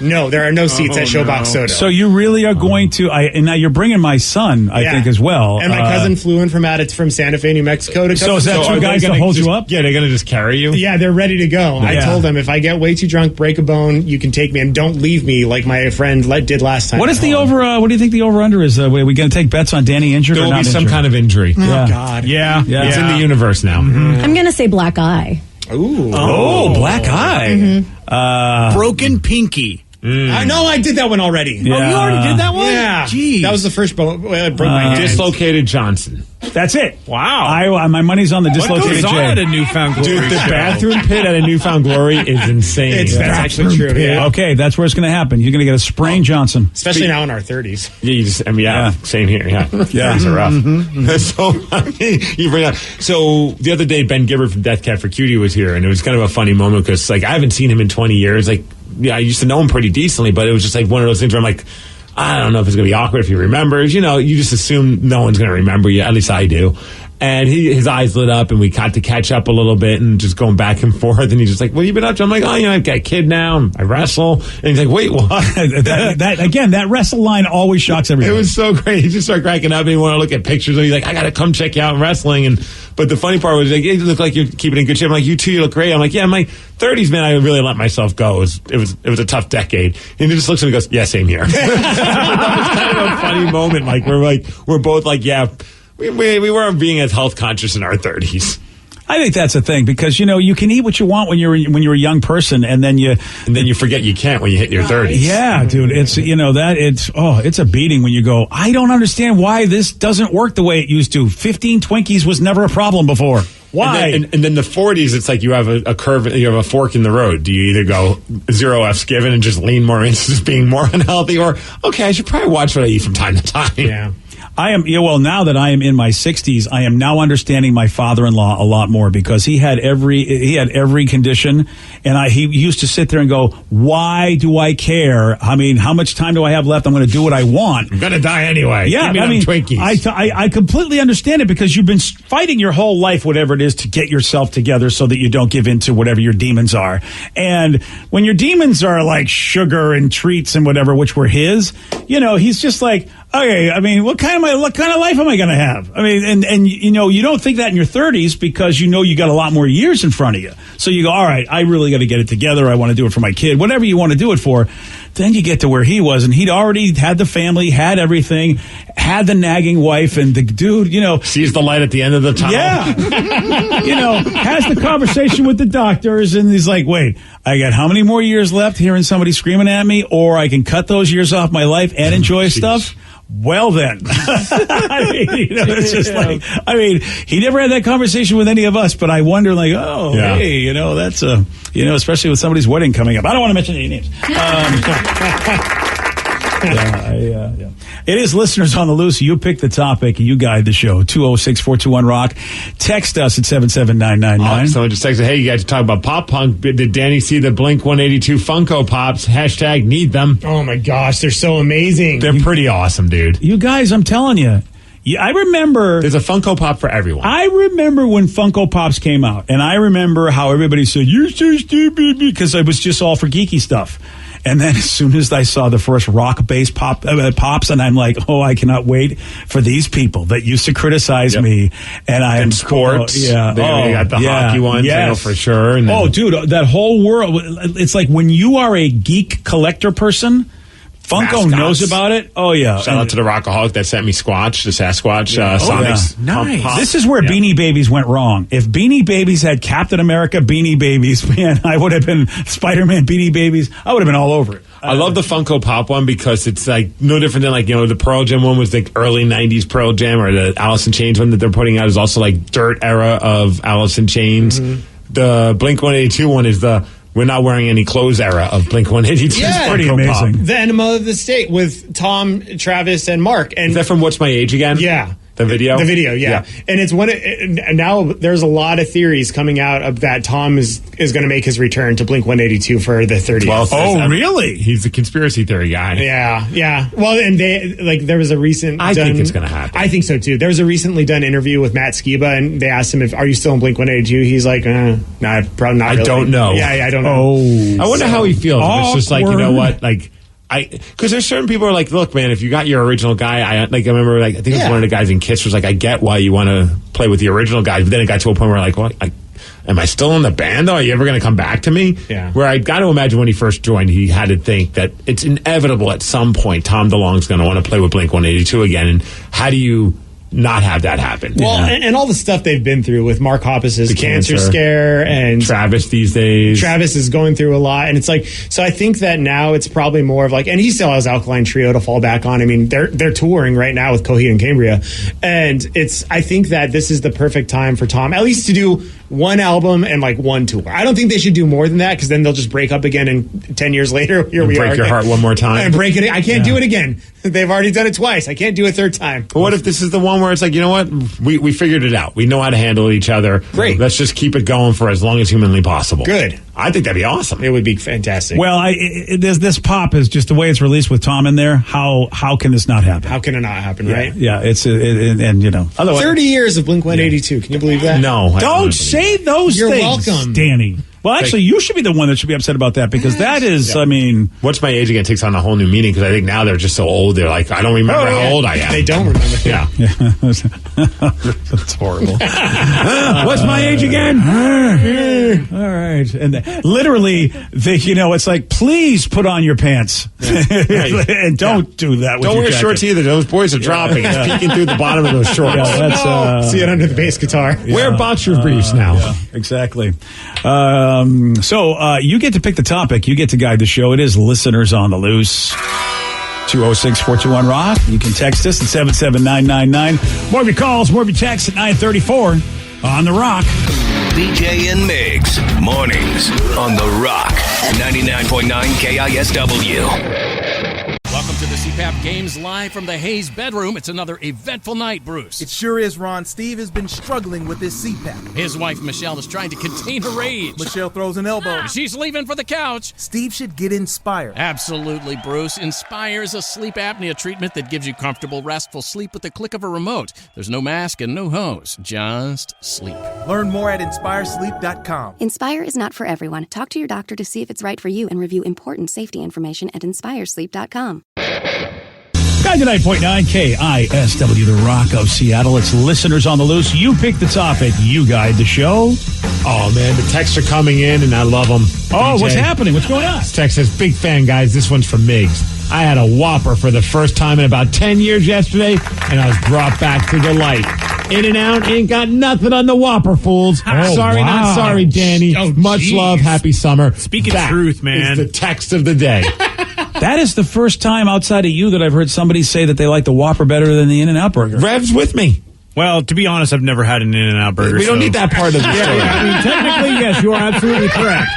And I would say to both of you, listen, nothing against the Whopper. It's a good burger, but a Dick's Deluxe, I'm sorry. I mean, it just kicks everybody's ass. And Danny, shake your head all you want. You're the guy that likes Dion's Pizza, so what do you know? Wow, okay. But Dick's Deluxe is fantastic as They well. are. Yeah. I mean, I love No, Dick's they're Deluxe, fantastic. But I would still pick a Whopper. And I'd still pick In-N-Out. Well, especially me right now not eating the meat and going plant-based. It's like Whopper's my only choice. Thankfully, it's my favorite burger. Mm-hmm. Okay. Well, at that point, all it is then is the condiments in the bun, because I mean, unless they've made that Impossible Burger taste just exactly like a Whopper, have they done that in your mind? It's like 90% close to the. That's not bad. Because I mean, even before I gave up eating a meat, I was going back and forth between those just for the hell of it. I like to A/B it and see what it's all about. And it's not the condiments definitely, and everything else. I mean, the bun, all that, and just probably maybe it's even a mental thing. But I was happy with it. Now, Steve, the big question is, do you go with the cheese or not? No cheese. I didn't go with cheese even when I wasn't. Wow. Yeah, you can't do cheese on a Whopper. What? No, it's the worst. Well, see, that's why I love a Dick's Deluxe. I mean, if you don't get the cheese on Dick's Deluxe, you're not American. I don't think it's bad on a Whopper. It's unnecessary. I agree. Okay, you know what? Again, you guys, you need to be vetted. I want you both vetted by the CIA because this is un-American. Tell them to come over. I'll be home today. Okay. You'll be home today? Yeah. In the backyard pretending. It's in gonna the be pool. like I'll be in the pool. Yeah, you'll be like those Russians in that Americans TV show. I'm going to have them go deep to vet you because you're pretending. Let yourself around in the back. Yeah. Oh, yeah. Listen, follow the splashing sounds. I will say, if we had to vet you as an American, there's nothing more American than you splashing around with your kid in a watermelon pool. You're going to be in the pool. Who's to say my child's even in there? That's a good point. You're going to be in the backyard. Mommy, I thought that pool was for me. I know your father's kind of a, And just hear Steve? Yeah. Oh, no. They got me. It's listeners on the loose. You pick the topic. You guide the show. 206-421-ROCK. Text us at 77999. So I said, guys, did you see the explosions yesterday? WTF. Dude, I did. What the hell was that all about? It was like Hollywood in the middle of I-5. Dude, it was insane. Yeah, it was. Was it like what kind of a truck was it? Was it like oxygen truck? Tanker. It was a it was a flatbed truck with propane and oxygen. Whoa, dude! So yeah, somehow it caught fire and then just started exploding a lot. And the video that I saw, you're like, okay, I'm watching this fire, and I figured, would I be the guy to sort of just walk out on I-5 and just check it out? But then the little fireball that came at the end that just scooted all the way up the freeway. There were multiple fireballs. That would have been me. I only saw the one on the video I saw. I see what you mean. That one. The dancing canister. That's the one where I'm like, all right, I think I'm at a safe distance. Let me check this out. Then that canister of dancing just started flaming its way. I'm like, I'd be dead. That would be me going, right there by the Mercer Street exit. All I thought was, I'm so glad I'm home right now watching this and not having to go into Seattle. Oh, I thought the same thing. Leaving Seattle. Yeah, man. That is just epic. Now, I watched a video. Thankfully, nobody's hurt. Yeah. Really? Yeah, no one got injuries. hurt. Yeah, even the truck driver got out. That dude is, that kid's he's People a stunt felt driver. it in the walls of their homes. That's crazy. I would imagine with that kind of explosion, you would feel it. The thing that was like surprising for me was the fact that people were like filming it like in the passenger seat of the car, so they weren't driving while they were doing it. But they were they were behind it, so this gigantic like plume of smoke, and then they just drive around this truck because obviously they don't want to get stuck behind it while it's on fire. And I'm just like, guys, you have no idea how close you just got to a final destination moment. Right. Yeah, that's an interesting point, Rev. I had thought about that because I probably would have tried to do that too. It's like, well, let me see if I can get around it, not realizing, whoa, that could blow up at any time. And sorry for anybody who got stuck behind Someone it. said it took me 3 blanking hours from UW to Renton yesterday. Luckily, I got paid overtime to sit there. Oh, wow. Sam, whose birthday isn't today, from Renton. Different Sam's birthdays today. Oh, okay. Birthday to that Sam, not you, Sam. Hey, look at the bright side. At least you probably got more air conditioning than anywhere else in Seattle. I mean, Jeez, right? Okay. That's crazy, though, man. Yeah, Rev makes a good point. I hadn't even thought about pulling around something like that when it all of a sudden just blows. One of the more entertaining things, though, I saw somebody posted a video spreading like crazy on Twitter. And it's fun to watch just all the vultures of like the news agencies hitting that person up. Can we use your footage? Can we use your footage? Can we use your footage? And every time he's like, yeah, I don't give a crap. Yeah, this is on Fox News 69 from Idaho. Can we use your footage? And it's just like, yeah, I don't care. Leave me alone. Use my footage. Man, you should get paid for that, brother. Then they would stop asking him if they could use his footage. Yeah, I think he was just like, do whatever you want Give with him something, a T-shirt, do something for the guy. Oh, if he just like all of a sudden had like 60 different versions of news channels T-shirts. Yeah. Steve, I know that's something you'd want. Oh, yeah. All the news channels. I want their It would be great to see Steve come in. What happened? I had some video.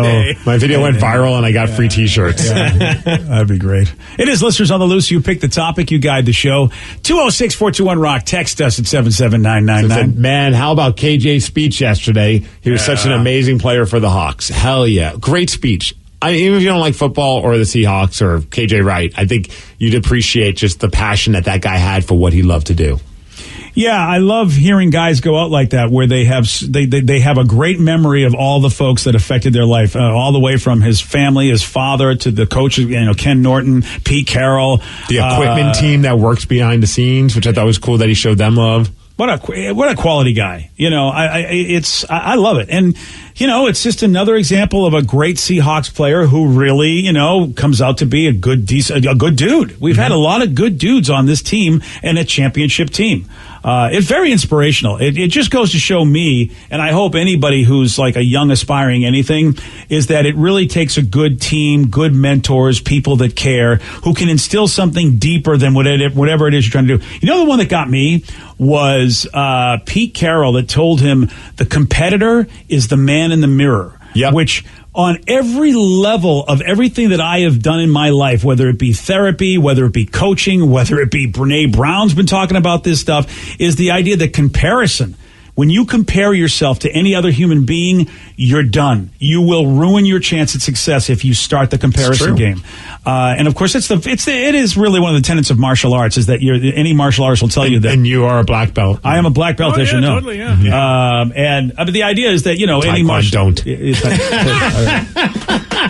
I'm done with this rousing message. You know what? If I were KJ Wright, Steve would be nicer to me. Well, yeah. Yeah, but you're not. Because you're on the Seahawks then. That's cool. Oh, is that the only thing? The only reason is if I was on the Seahawks? Yeah, all pretty much, fair enough. yeah. You are even nicer to John Ryan now that I think about it. Oh, well, he's also the Portland Pickles. Yeah, that's what it is. 206-421-ROCK. Text us at 77999. Someone texted in, Migs, is that really your daughter's favorite 3 songs? I just saw it on Twitter. Yes, we have a playlist of 3 songs from my daughter. Okay, what are they? Her favorite 3 songs, and in order. These are her favorites. So number 1, Whoop, There It Is by Tag Team. Nice. All right, good call. She loses her mind. I put it on last night. I was like, you know what? She's feeling extra energetic. I'm doing the dishes. She's having fun running around the house. I'm like, you want to dance? And she's like, yes, Daddy. So I put on Whoop, There It Is, and she's getting low and moving and saying, Whoop, There It Is. She's going shaka laka, shaka laka. It's so funny. Her number 2, Hot, Hot, Hot from Buster Poindexter. I don't know if I know that one. Can you find that? Oh, you don't know that one? Yeah. I do know that one. I know that one. Oh, okay. I could listen to that song all the time. It's just a great song. Okay. It's crazy that he was in the New York Dolls. Oh, I didn't know that. Yes. He was? Gosh. Yes. Wow. He was the singer of the New York Dolls, like that glam punk band from the 70s. Yes. And then in the 80s, just said, F it. I'm doing Buster Poindexter. And it's like this, like kind of loungy. I had no idea. Party music. Wow. That blows my mind that he's that dude. Yes. All right. And So number 3, and again, of our solid 15-minute long playlist of Tatum's Party Mix. Come On Ride It, the train from the Quad City DJs. Do I know that song? Come on, ride the train, the choo-choo. I don't know if the way you're singing it, I'm not sure if I know it. And every time the train sound effect starts off the song, she goes, "What's that?" And then we get into full-on dance mode.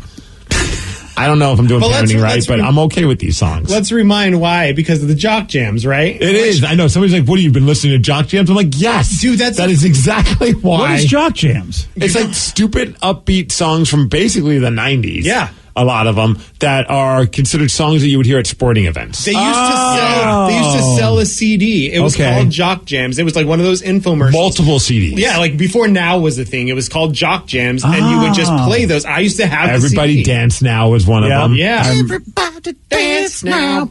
And there's been a lot of thoughts gone into this playlist. If she instantly stops being interested, it gets off the list. Because there's been other songs like CNC Music Factory was in it, the Macarena was in it. And they're all off the list now? Yes, when she gets bored of it, it's like, you're off the list. This is a very exclusive club of 3 songs. Well, you really have a tough job because you always have to be shaking and moving with that list. Well, I always have to be paying attention what song gets her all hyped. And then I put it into that playlist and then it's called rearrange them as it's called the Daddy Wants to Get the Kid Tired playlist. It's because Daddy's got nothing better to do. Okay, well, that's good. No, when you see your kid is enjoying something, you want them to jam, and especially when they do cute things. Like Lily used to do the same thing with. We used to sing together Frozen songs, and it was just so much fun. It was like you win, Steve. Like I'd much rather be listening to like Pearl Jam, don't get me wrong, or Glorious Sons, but those aren't connecting with her yet. Still, her playlist much better than having to sing Frozen all the time. For real. Yeah, you win. Danny lost on that one. Whoop, There It Is a better song than Let It Go. Oh, agreed, 100%. Okay, I was like, are we going to have this argument? Yeah, no, not at all. 206-421-ROCK. Text us at 77999. It's listeners on the loose. You pick the topic. You guide the show. So since my girls like the song by Green Jelly, 3 Little Pigs. Little pig, let me in. Oh. I care about you, chin. That's funny. Okay. I have to draw the line somewhere. But Danny Carey from Tool played in that band. Are you serious? I don't know if he was on with that record, but at one point he played with Green Jelly. That's okay. Funny. That's amazing. The amount of stupid information in my brain. I applaud you. I applaud you for having, space for all that stuff. So it says, how does BJ even in radio? He hasn't heard 10 and he doesn't know jock jams. Yeah, I don't know either one. Yeah, it's true. I mean, those are blind spots for me. But then again, I wasn't, the kind of radio that I've done over the years, there are things that I didn't have to know and things that I had to know. Yeah. And so you only have so much spots. And so there's a couple of blind spots that I have. And I was nowhere near rock music when 10 was out. I was I can tell you everything you want to know about Melrose Place if you want to know about that. But I mean, that's something had to give, and therefore it had to be 10. Ooh, how about get ready for this? Oh, yeah. Oh, I haven't introduced you to the 69 Boys yet from Jock Jams. I don't think you should. What? Tootsie Roll. Oh, yeah, I love Tootsie Roll. I think, just the name, you probably don't. I mean, don't get me wrong, the Ride the Train one, like, we've even had the conversations where I'm like, lyrically, they're pretty good at keeping it subtle. Yeah. Yes. Can I give a shout out, speaking of kids? So really? My cousin came to town from Santa Fe, New Mexico, and it's his last hurrah before his new baby's born. He's having a baby around Thanksgiving. So congratulations, Gerard. Boy or girl? Girl. Nice. Girl dad. Yeah, girl dad club. Nice. Well, you're hearing stories from both of these gentlemen about what your life is going to be like. Look forward to you wearing a tutu on your head because that's what your daughter wants you to do. Yes, it's kind of the deal. I was trying to explain to him last night how Lily likes to play a bunch of video games that he just don't make any sense, and he was just like, "Why?" And I was like, "Get ready. This is going to be your life in about 5 years." Yeah. So. Yeah, there's no logical answers to any of those questions. I got 2 words for you: Coco Melon. Oh no! Save your life sometimes. Might be one word. I don't even know. It's one word. Yeah. I'm double checking. Okay. I've got no words for you. One word for you. Yeah. Coco Melon. Fix that later, Joe. And iPads. Yeah. Okay. We got a jacket that just sold for $2.8 million. Why? Oh, I'll tell you why. At 9:51 on The Rock. BJ and Migs, mornings on The Rock, 99.9 KISW. 99.9 KISW, The Rock, Seattle. Hey, you know that guy Buzz Aldrin, right? The big space guy.